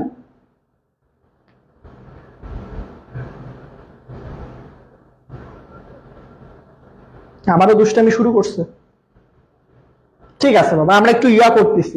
তোমরা বলো তো দেখি একটু, এই যে চলে আসছে, এই চলে গেছে। আচ্ছা ঠিক আছে, এটা চলে আসবে এখনই। সো তোমরা আমাকে একটু বলো তোমাদের প্রিপারেশন কি রকম। বলো তোমাদের পরীক্ষার প্রস্তুতি কি রকম বলো? কেমিস্ট্রি পরীক্ষা তো ফাটাই দিতে হবে ইনশাআল্লাহ। কেমিস্ট্রি পরীক্ষা পুরা উড়াধুরা ফাটাই দিতে হবে।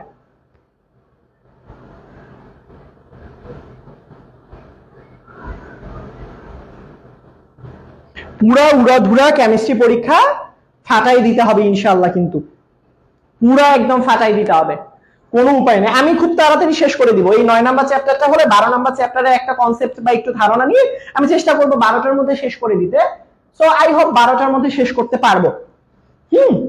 সো 12টার মধ্যে এই কারণেই শেষ করব কারণ তোমাদের নিজেদেরও তো পড়াশোনার একটা ব্যাপার আছে। কালকে কিন্তু অর্গানিক কেমিস্ট্রির একটা ক্লাস আছে বাবা, বুঝছো? ক্যান্সেল করি। সো কালকে কিন্তু অর্গানিক কেমিস্ট্রির একটা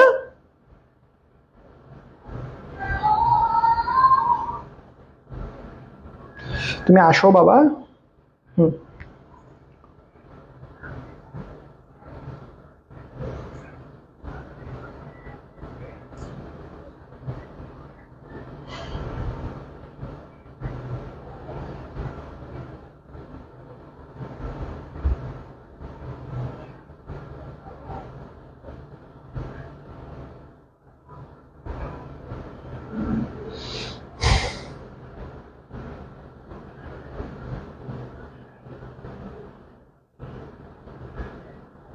আচ্ছা চলে আসছে, চলো আমরা পড়ে ফেলি। এই যেটা বলতেছিলাম আরো, এই টাইপের প্রশ্ন খুবই আসে পরীক্ষায়। লালচে বাদামি সবসময় মনে রাখবা কয়েকটা বিক্রিয়া বাবা, কয়েকটা বিক্রিয়া সবসময় মনে রাখবা। সেটা হচ্ছে যে আমি যদি অ্যালুমিনিয়াম ক্লোরাইড এটার সাথে সোডিয়াম হাইড্রোক্সাইডের বিক্রিয়া পরীক্ষায় আসতে পারে। আবার সোডিয়াম হাইড্রোক্সাইড কয়েকভাবে আসতে পারে, এইটা আমি কতভাবে আসতে পারে এটা আমি একটু লিখে দিই, জাস্ট একটা পড়লে বাকিগুলো সব কমন পেয়ে যাবা। আই হোপ ইনশাল্লাহ পেয়ে যাবা। দেখো আমি একটু একটা সাদা পেজ নিলে মনে হয় ইজি হবে জিনিসটা, একটা বড় পেজ পেয়ে যাব তাহলে।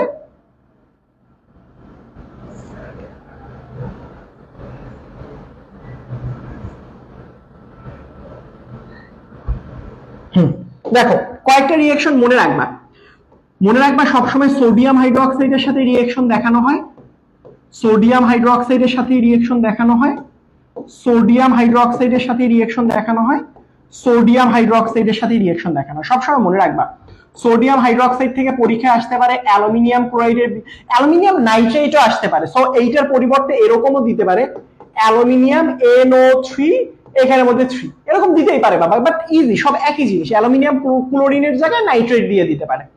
তো তার পরবর্তীতে এখানের মধ্যে দিতে পারে হচ্ছে গিয়ে তোমার ফেরিক FeCl2 দিতে পারে, প্লাস হচ্ছে পরীক্ষার মধ্যে দিতে পারে FeCl3 দিতে পারে, আবার পরীক্ষার মধ্যে হচ্ছে CuCl2 দিতে পারে। দেখো বাবা সবসময় মনে রাখবা এই যে ক্লোরিনের জায়গায় যে সবসময় ক্লোরিন পরীক্ষা দিবে ব্যাপারটা এমন না, যেমন কপারের পরিবর্তে কপার সালফেট দিতে পারে।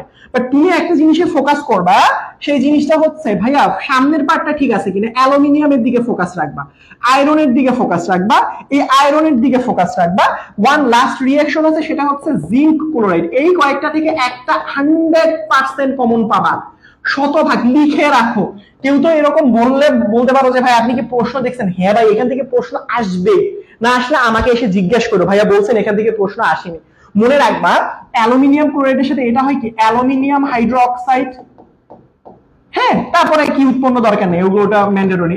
FeOH2 একটা হচ্ছে ফেরিক হাইড্রোক্সাইড, এখন যেটা লিখতেছে, আর উপরেরটা হচ্ছে ফেরাস হাইড্রোক্সাইড। তার পরবর্তীতে দেখো সো এখানের মধ্যে অন্য কিছুও দিয়ে দিতে পারে। সো মানে জাস্ট ক্লোরিনের জায়গায় নাইট্রেট দিতে পারে, বাট ফোকাস রাখবো এইগুলো সামনের দিকে। তাহলে জিঙ্ক হাইড্রোক্সাইড, বুঝছো?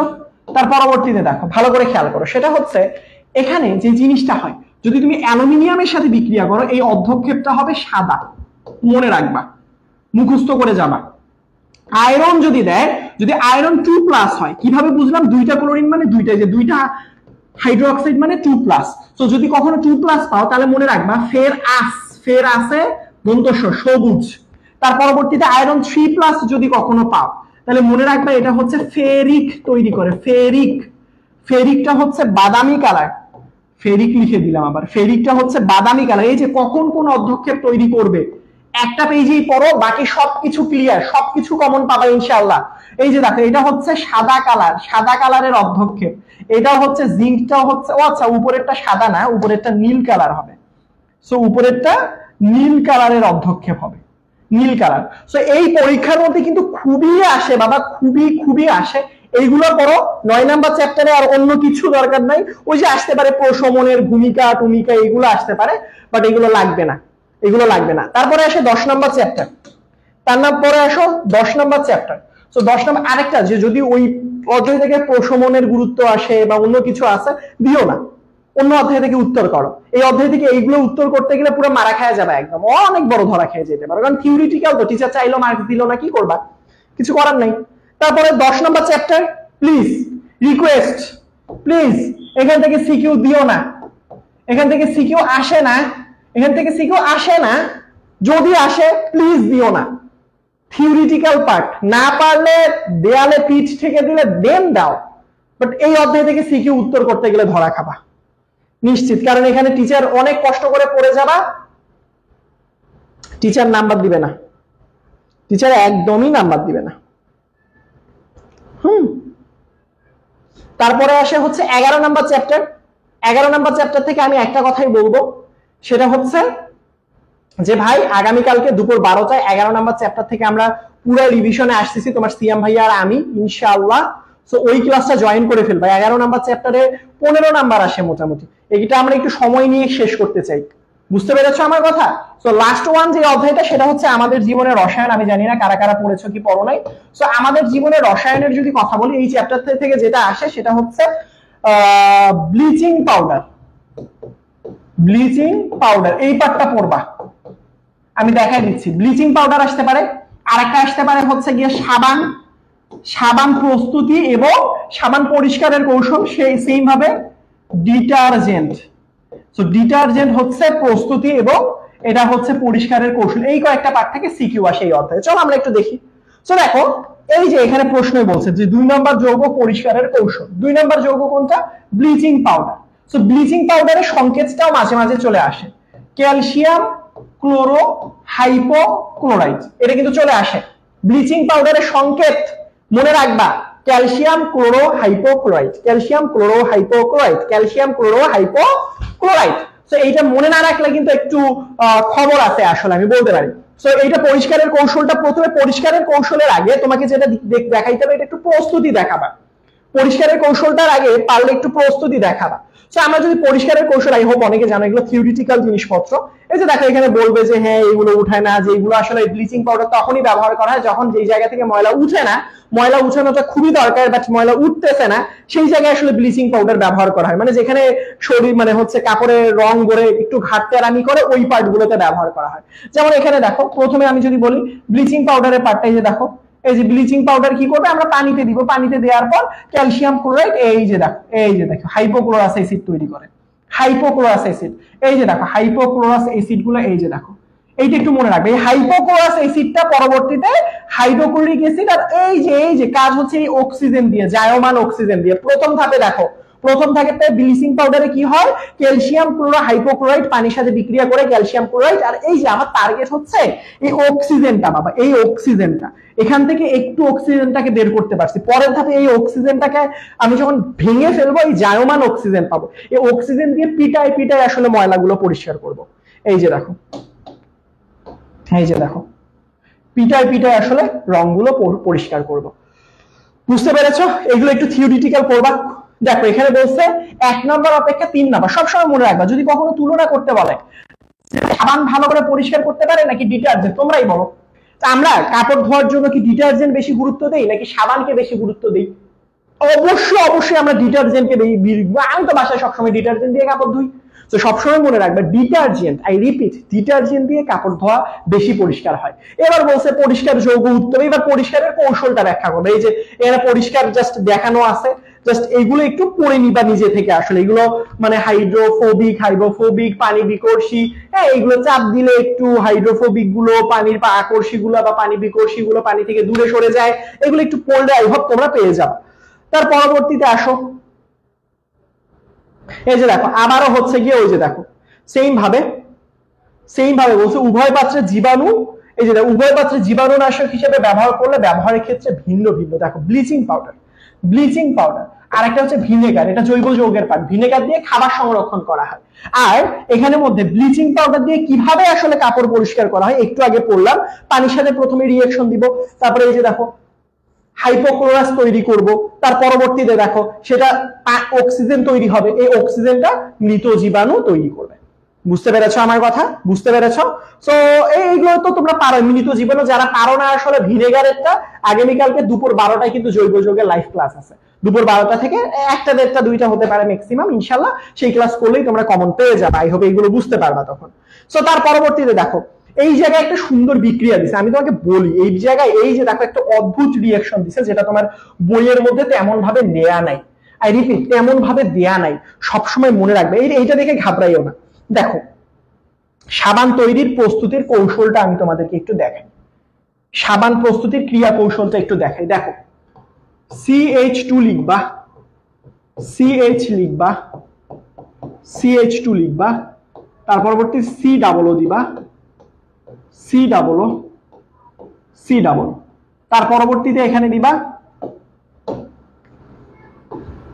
C17H35। বুঝছো? C17H35 এভাবে মনে রাখবা। C17 সাবান হচ্ছে উচ্চতর ফ্যাটি অ্যাসিড, C17H35, COO গুলো লাল দিয়ে দাও তাহলে বুঝতে সুবিধা হবে। একটু পরে যেমন রিঅ্যাকশন গুলো করবো তখন বুঝবা। COO। এখন দেখো এটার সাথে সোডিয়াম হাইড্রোক্সাইডের রিঅ্যাকশন করবো। এটা একটা ফ্যাটি অ্যাসিড, উচ্চতর ফ্যাটি অ্যাসিড, আর এটা হচ্ছে ক্ষার। অ্যাসিড আর ক্ষারের বিক্রিয়ায় কি হয়? উৎপন্ন হয় লবণ আর পানি, কিন্তু এখানে একটা ভিন্ন জিনিস তৈরি হবে, সেটা হচ্ছে সাবান তৈরি হবে। সবসময় মনে রাখবা এরকম যদি রিঅ্যাকশনটা পাও তোমরা বা করে ফেলো, প্রথম ধাপে যেটা করবা এইটাকে আলাদা করবা। এই যে এই পার্টটার সাথে তোমার যে এই যে এখানে 3 মোল সোডিয়াম হাইড্রোক্সাইড দিবা, এই যে হাইড্রোক্সাইডটা আছে, এই হাইড্রোক্সাইড বাবাজির সাথে এই পার্টটা রিঅ্যাকশন দিয়ে দিবা। অর্থাৎ এই জায়গায় একটা হাইড্রোক্সাইড দিবা, এই জায়গায় একটা মনে মনে হাইড্রোক্সাইড দিবা, এই জায়গায় একটা মনে মনে হাইড্রোক্সাইড দিবা। অর্থাৎ এই যে সোডিয়াম হাইড্রোক্সাইডের হাইড্রোক্সাইড পার্টটা এটার সাথে যুক্ত হবে, CH2, তাহলে এখানেও দেখো হাইড্রোক্সাইড, এটা হাইড্রোক্সাইড, এটাও হাইড্রোক্সাইড। এটার নাম কি? এটার নাম হচ্ছে গ্লিসারল।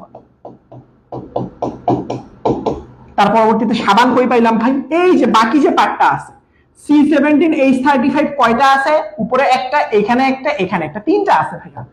C17H35 লিখে ফেলো। তার পরবর্তী দেখো COO কয়টা আছে ভাইয়া? 3টা, তাহলে COO লিখে ফেলো। তার পরবর্তীতে এই যে বাকি যে পার্ট কয়টা সোডিয়াম আছে ভাইয়া? 3টা, যে লিখে ফেলো। সো অ্যামাউন্ট তো আমি এখানে একটা একটা করে লিখলাম। C17H35 এটাও একটা, COO এটাও একটা, সোডিয়াম এটাও একটা, বাট এটা আমাকে 3টা সমতাকরণের জন্য আমি সামনে 3 দিব। এই যে এটাই সাবান। এটা একটু মনে রাখবা, পরীক্ষায় আসার জন্য খুবই খুবই গুরুত্বপূর্ণ, পরীক্ষায় খুবই আসতে পারে, এটা খুবই আসতে পারে বাবা, একটু মনে রাখবা বাবারা, নয়তো মুশকিল। বুঝছো? এই যে এখানের মধ্যে গ্লিস এগুলো পাবা। সো বাচ্চা কাচ্চারা, আই হোপ তোমরা বুঝতে পারছো। সো কি অবস্থা? ক্লাসটা আমি ইন্ড করে দিব এখন। সো কি অবস্থা বলো? রাত মোটামুটি তোমাদের ধৈর্য মাশাআল্লাহ অনেক অনেক ভালো। ভাইয়া স্লাইড পাবো না? অবশ্যই স্লাইড পাবা, অবশ্যই স্লাইড পাবা। এই যে আমি ক্লাসটা শেষ করার পরবর্তীতে একটা পোস্ট দিয়ে তোমাদেরকে ক্লাসের স্লাইডটা দিয়ে দিচ্ছি। সো ফ্রেন্ডদেরকেও শেয়ার করে দিবা। সবাই ভালো থাকবা, দেখা হচ্ছে আগামীকালকে ঠিক বিকাল তো না, দুপুর 12টায়, আর বিকাল 4টায় তো MCQ সলভিং ক্লাস আছে ইনশাআল্লাহ। সেই পর্যন্ত সবাই ভালো থাকবা, পড়াশোনা করো, রিভিশন করো বেশি বেশি।